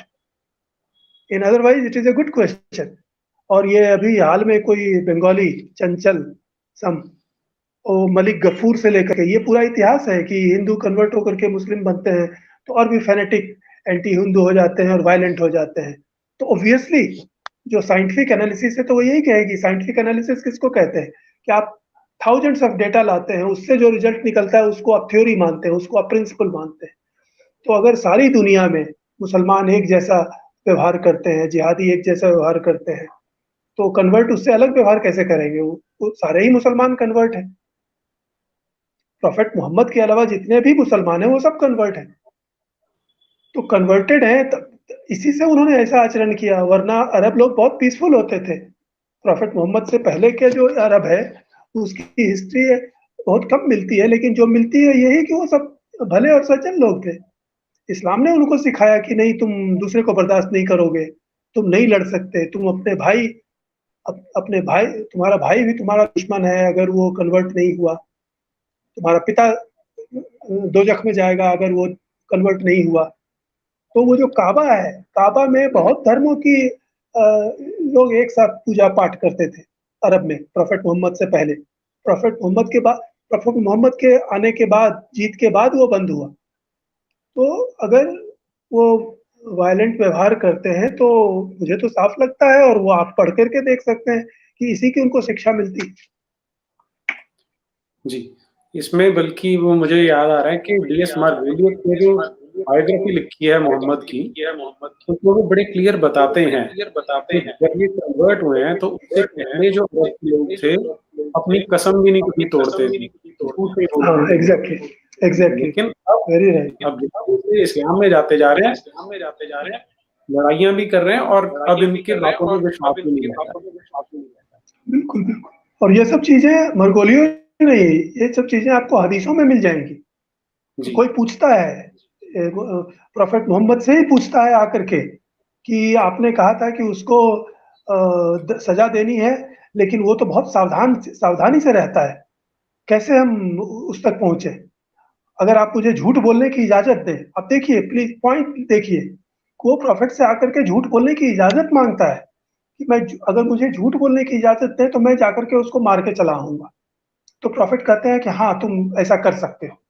तो इससे ये दिखता है कि अरब परंपरा में झूठ बोलना नहीं था, धोखा देना नहीं था। और ये परमिशन लेने आता है कि फलाना जो आपका क्रिटिक है, उसको मैं ऐसे नहीं मार सकता, अगर मैं झूठ बोल के उसको बाहर निकालूंगा तब मैं उसको मार सकता हूँ। तो प्रोफेट कहते हैं हाँ, तुम ऐसा कर सकते हैं। तो ये सारी चीजें प्रमाणिक हदीसों में है, हमें किसी नॉन मुस्लिम तक जाने की जरूरत नहीं है, और मुस्लिमों में भी किसी विद्वान तक जाने की जरूरत नहीं है। इस्लाम में सिर्फ एक विद्वान है, वो है प्रोफेट मोहम्मद। इस्लाम में केवल एक गुरु है, वो है प्रोफेट मोहम्मद। उनकी सीखों में ये सारी चीजों की सफाई हो जाती है। और इसमें एक और चीज़ है, एक जो आप नाम ले रहे हैं इस घटना का, इको आ रही है शंकर जी, वो आप शायद मुझे लगता है स्पीकर को ऑन किया हुआ है। बोलिए। जी, तो वो जो घटना आप बात कर रहे हैं, वो था काब बिन अशरफ नाम का व्यक्ति था, काब बिन अशरफ, उसको मारना था। और अपना ये ओवैसी है, असदुद्दीन ओवैसी, वो बड़े गर्व से बताता है कि पैगंबर ने बोला कि तू झूठ बोल सकता है और जाके मार। तो वो जो क्वेश्चन पूछ रहे थे कि वो कहावत है हमारे यहाँ कि नया-नया मुर्गा ज़्यादा ही अंडा लाता है। जसोदा जी का बहुत-बहुत आभार है। अगला प्रश्न है Supragya Mishra. How about first uniting the Hindu? If it is united, then only things will work. Please repeat. Come again. How about first uniting the Hindus? If majority is united, then only things will work. No, I think this is a red herring. ये बेकार की चीज है। आप impossible चीजों की शर्त लगाने का मतलब है कि आप जो कर सकते हैं वो नहीं करना चाहते हैं, असंभव चीज ढूंढ रहे हैं। घर में तो यूनिटी होती नहीं है हिंदुओं में। तो वो अलग चीज़ है, वो उसकी आवश्यकता नहीं है। एंड उतना पर्याप्त यूनाइटेड है हिंदू। मैं ये बताना चाहूँगा कि हिंदुओं में यूनिटी की कमी एक फ़ॉल्स मैसेज है। हिंदुओं की यूनिटी ने ही अभी बीजेपी को सिंगल पावर दी है। नहीं तो बीजेपी और हमारे प्राइम मिनिस्टर के खिलाफ पिछले 20 सालों से पूरी दुनिया में और भारत में प्रचार चल रहा था। अगर हिंदू यूनाइटेड नहीं थे तो इन्हें सत्ता कैसे मिली? दूसरी बात, हिस्टोरिकली भी हिंदुओं ने इस्लाम को अंत में उखाड़ करके फेंका भारत से। ऐसा दुनिया में सिर्फ 2 जगह हुआ है कि जहां इस्लाम की सत्ता बनी वहां इस्लाम को फिर मैदान छोड़ना पड़ा। ये सिर्फ स्पेन और भारत में हुआ है, और वो भी उस भारत में जहां पर पूरे भारत की कोई सेंट्रल आर्मी नहीं थी जिसने मुगलों को खत्म किया। कोई पूरे इंडिया की सेंट्रल आर्मी नहीं थी जिसने गजनवी को हराया। उनको मराठों ने, सिखों ने, यादवों ने, जाटों ने अलग अलग हरा डाला। तो हिंदू समाज में उतनी यूनिटी है, और वो उस यूनिटी को हमें पॉलिटिकल यूनिटी या इस्लामियों की यूनिटी या स्टेट की यूनिटी से तुलना नहीं करनी चाहिए। हमारी यूनिटी सनातन धर्म है, हमारी यूनिटी वेद है, हमारी यूनिटी उपनिषद है, हमारी यूनिटी महाभारत और रामायण है, जो कश्मीर से लेके कन्याकुमारी तक और असम से लेके गुजरात तक एक जैसी पढ़ी जाती है, और उसी के प्रिसेप्ट्स हमारे जीवन में पालन होते रहे हैं। उससे जो हमारी यूनिटी बनी है वह पर्याप्त रही है। सच पूछिए तो हमारी यूनिटी को तोड़ने का काम पिछले 70 सालों में पॉलिटिकल पार्टीज ने और फॉल्स स्लोगन्स ने ज्यादा किया है। इसलिए जो लोग ये बात कहते हैं कि पहले यूनिटी बनाओ, आप ध्यान से देखिए कि वो खुद हिंदुओं को तोड़ने के लिए 10 काम करते हैं। कभी कभी आरक्षण, कभी कोई और सौंप किसी को देना, कभी कभी भाषा की बात उठा लेना। तो इस तरह से हिंदुओं की बनी बनाई यूनिटी पॉलिटिशियंस तोड़ते हैं और फिर कहते हैं कि जब जब यूनिटी होगी तब जाके हम कुछ कर सकेंगे। मैं समझता हूं कि हिंदुओं की पर्याप्त यूनिटी है। उस कंसिस्टेंस के ही बल पर हम खड़े खड़े हैं, और इसको और भी किसी पूर्व शर्त में बदलने का मतलब है कि जो काम आप आसान काम कर सकते हैं वो आप नहीं करते। आप ये बताइए कि आरटीई से एंटी हिंदू डिस्क्रिमिनेशन हटाने के लिए आपको किस यूनिटी की जरूरत है? आर्टिकल 25 से 30 को सबके लिए बराबर घोषित कर देने के लिए आपको किस यूनिटी की जरूरत है? आपको जो नियोगी कमीशन ने जो रिकमेंडेशन दी थी उसको लागू करने के लिए आपको किस हिंदू यूनिटी की जरूरत है? कुछ नेता, इस्लामी नेता, मैं सारे मुस्लिम नेताओं की बात नहीं कह रहा हूँ, कुछ इस्लामी नेता वायलेंट स्पीचेस देते हैं, आप उन पर कार्रवाई नहीं करते हैं। इसमें हिंदुओं को किस यूनिटी की जरूरत है? तो बहुत से काम जो छोटे छोटे हैं जिसका बहुत अच्छा मैसेज जाएगा सभी पर, पूरे देश में लोग खुश होंगे, आप वैसे काम नहीं करते और आप डिमांड करते हैं कि पहले हिंदुओं की यूनिटी होगी। इसका कोई पैमाना नहीं है। अगला प्रश्न है जी, स्माइल इंडिया टीवी की ओर से, इस्लाम का भविष्य क्या है? आतंकी बुराई ना बोलने वाले मुस्लिम क्या मन से दारुल इस्लाम चाहते हैं या शिर्क से डरते हैं? Very good question. धन्यवाद आपको ये प्रश्न पूछने के लिए, क्योंकि ये बात जरूरी है जो मैं कहना भूल गया था। और मैं एक बार ये आग्रह जरूर करूंगा कि जिस पुस्तक पर आज नीरज जी ने कृपा पूर्वक ये चर्चा कराई है, उस पुस्तक को आप जरूर एक बार देखें। छोटी सी पुस्तक है और अक्षय प्रकाशन से छपी है, नई दिल्ली से अभी अभी। इसको आप जरूर पढ़ें। इसमें जितने प्रश्न आए हैं उसका विस्तार से उत्तर है, उदाहरण भी है, प्रमाण भी है। तो आपके प्रश्न का उत्तर ये है कि ये प्रक्रिया ऑलरेडी चल रही है। और आप देखिए कि सलमान रुश्दी से लेकर के वफा सुल्तान, तस्लीमा नसरीन, हैरिस सुल्तान, इस तरह के लोगों पर जो सारी दुनिया के मौलाना क्रोध से टूट पड़ते हैं, उसका कारण क्या है? एक मामूली लेखक जिसके पास सिर्फ एक कलम है, उससे पूरी दुनिया की इस्लामी सत्ता क्यों डरती है? इसीलिए कि वो एक बार खुल करके विवेक से विचार करने लगेंगे, और अगर इसकी छूट मुसलमानों को मिल जाएगी तो इस्लाम का ढांचा टिकेगा नहीं। और ये ऑलरेडी दुनिया में प्रक्रिया चल रही है। आज कहा जा रहा है कि अगर ईरान में जनमत संग्रह हो, तुर्की में जनमत संग्रह हो, तो बहुमत से, प्रचंड बहुमत से लोग कहेंगे कि इन सारे मुल्लाओं और शरीयत लागू करने वाले लोगों को अलग करो राजकाज से। इसलिए इस्लाम का भविष्य तो बिल्कुल स्पष्ट है, इस्लाम नहीं टिकेगा। जिस तरह से क्रिश्चियनिटी, चर्च वाली क्रिश्चियनिटी नहीं टिकी, चर्च की सत्ता 1000 बहुत कठोरता पूर्वक यूरोप को चलाती रही, वह जब टूट गई तो इस्लाम तो 3/4 उन्हीं पर आधारित है। सारी कहानियां कुरान में वो जूडो क्रिश्चियन ट्रेडिशन की है। प्रॉफेट मोहम्मद ने जितने नियम कायदे दिए, उसमें बहुत से नियम कायदे क्रिश्चियनों और यहूदियों के ही हैं।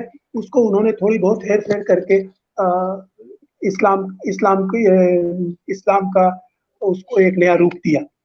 तो ये चीज, और वो भी उनके समय से ही, जैसा मैंने पहले भी कहा, उनके समय से ही केवल बल और धमकी के बल पर, धमकी और लोभ और भय, इसके बल पर वो चल रहा है।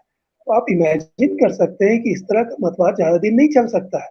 और मैं तो दावे के साथ कह सकता हूँ, कोई भी नोट कर ले, कोई भी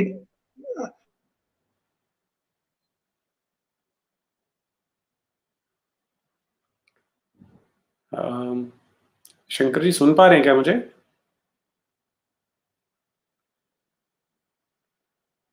मुझे लगता है शंकर जी से हमारा संपर्क टूट गया है।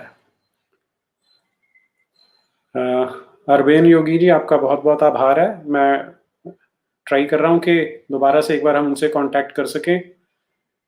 अब क्वेश्चन अगला भी आ गया।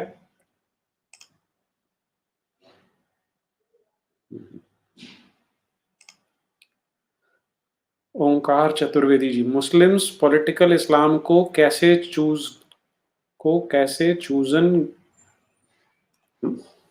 छोड़ेंगे या शायद ये बुक कहाँ मिलेगी? ओके, तो 2 पार्ट है आपके। मुस्लिम्स पॉलिटिकल इस्लाम को कैसे छोड़ेंगे, ये बुक कहाँ मिलेगी? जो शंकर शरण जी की बुक है वो तो आपको ऑनलाइन शायद अवेलेबल नहीं है अभी। मुस्लिम्स पॉलिटिकल इस्लाम को कैसे छोड़ेंगे, देखिए मेरे ख्याल से उनकी प्रॉब्लम है, हमारी नहीं है। क्योंकि वैसे तो जो इस्लाम है पूरे का पूरा पैकेज है वो, कि अगर आप एक सच्चे मुसलमान हैं तो आपको एक-एक वर्ड फॉलो करना है। और मैं आपको एग्जांपल देता हूँ कि कुरान में 6236 आयतें हैं, उनमें से 3910 आयतें हैं, यानी ऑलमोस्ट 2/3 काफिरों के लिए डायरेक्टली या इनडायरेक्टली है। तो 2/3 से ज्यादा ऐसी हैं। अगर आप उन्हें निकाल देते हैं तो बचता क्या है फिर? तो इसलिए जब वो छोड़ेंगे, देखिए एक होते हैं जिन्हें हम नॉमिनल मुस्लिम्स बोल सकते हैं, कि जैसे आज भी हमारे देश में मैक्सिमम मुसलमान कैसे हैं, उन्होंने कुरान को नहीं पढ़ा, उसके अकॉर्डिंग नहीं चलते, केवल जो मुल्ला मौलवी हैं उनको हाँक के जिधर ले जाना होता है ले जाते हैं। उसमें भी जो लोग थोड़े पढ़ लिख गए हैं, जो थोड़े सभ्य बन गए हैं, वो इस चक्कर में नहीं फंसते, मौलवियों के चक्कर में नहीं फंसते हैं। तो केवल यह है कि जब वो इस्लाम के दुकानदारों के पीछे चलना बंद कर देंगे तो ये पॉलिटिकल इस्लाम है वो अपने आप छूट जाएगा उनका।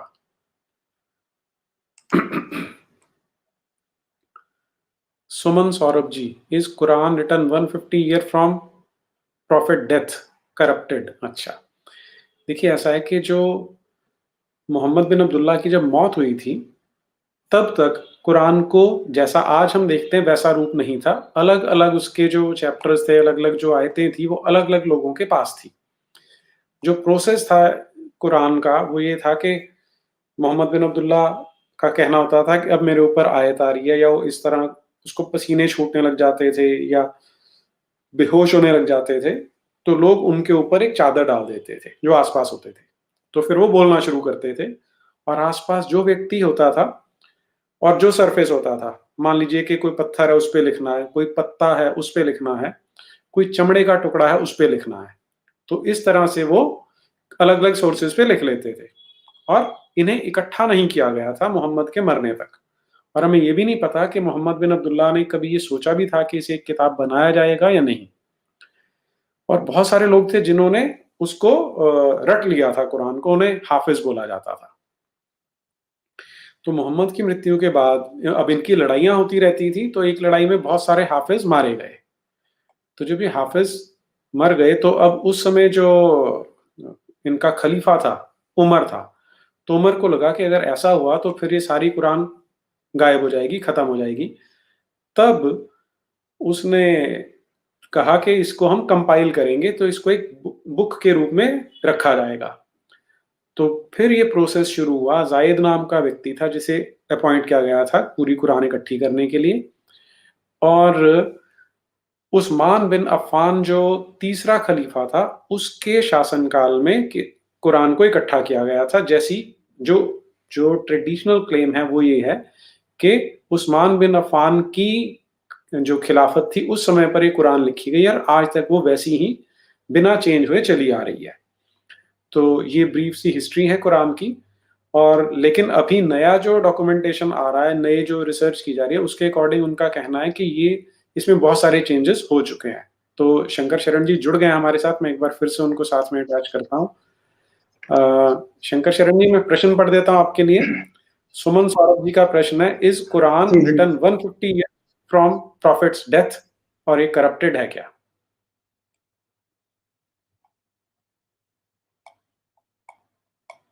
आवाज नहीं आ रही है हमें, मुझे लगता है। असल में शंकर शरण जी के उधर एंड पे थोड़ी सी कोई टेक्निकल प्रॉब्लम चल रही है, तो हम वेट करते हैं उनके जुड़ने की। तो वैसे मैंने आपको ब्रीफ आउटलाइन दे दी है कि इस तरह से कुरान बनाई गई है। लगभग 23 साल बाद बनी थी, तो 150 साल कहना तो गलत होगा। जो हदीसें हैं उनके बारे में ये कहा जा सकता है कि मोहम्मद बिन अब्दुल्ला के मरने के लगभग 100 साल बाद लोगों को लगा कि हमें मोहम्मद के बारे में जो छोटी-छोटी एनेक्डोट्स आती हैं उन्हें इकट्ठा कर लेना चाहिए। हदीस अरबी भाषा भाषा का शब्द है जिसका अगर शाब्दिक अनुवाद करेंगे तो एक रिपोर्ट कहा जाता है। तो ये छोटी-छोटी रिपोर्ट्स उन्होंने कलेक्ट करनी शुरू की। तो अब जिस समय ऑलमोस्ट 100 वर्ष हो गए हैं, तो तब लोगों की आयु थोड़ी लंबी होती थी। तो जो मान लीजिए मोहम्मद के समय में कोई 10 वर्ष का बच्चा था, अब वो 100 वर्ष का या 110 वर्ष का है, तो उसने कोई बात बताई तो किसी ने नोट कर लिया, या किसी को उसके दादा ने बताई, उसे नोट कर लिया। तो ये जो हदीसें थी, वो मोहम्मद बिन अब्दुल्ला के मरने के लगभग 200 साल बाद तक कंपाइल होती रही हैं। लेकिन कुरान का ऐसा बताया जाता है, ट्रेडिशनल क्लेम ये है कि 23 वर्ष मोहम्मद बिन अब्दुल्ला की मृत्यु के बाद जो कुरान है, वो कंपाइल कर ली गई थी और आज तक हमारे पास वो बिना चेंज हुए उसी शक्ल में पहुँची है। किरण देशमुख जी, आपका बहुत-बहुत आभार है। और शंकर शरण जी हमारे पास जुड़ नहीं पा रहे हैं, लेकिन मुझे लगता है कि हमने क्वेश्चंस उनसे सारे शेयर कर लिए थे। तो आप सबका यहाँ जुड़ने के लिए मैं बहुत-बहुत आभार व्यक्त करता हूँ कि आप लोगों ने समय निकाला और इसे सुना भी। नितिन सिंह जी, अच्छा नितिन सिंह जी आप सहयोग कर रहे हैं, आपका बहुत-बहुत आभार। प्रश्न कोई नहीं पूछा है आपने, तो मैं कुछ सेकंड वेट करता हूँ अगर किसी को कोई क्वेश्चन पूछना है। जी। और शंकर शरण जी अभी हमारे पास जुड़ नहीं पा रहे हैं। उनके एंड पे शुरू से थोड़ी-सी कोई टेक्निकल प्रॉब्लम आ रही थी, इसलिए वहाँ पर कॉन्टैक्ट नहीं हो पाया। तो मैं आज का ये जो ब्रॉडकास्ट है यहीं पे समाप्त करते हैं। आप सबका बहुत-बहुत धन्यवाद। भारत माता की जय। वंदे मातरम।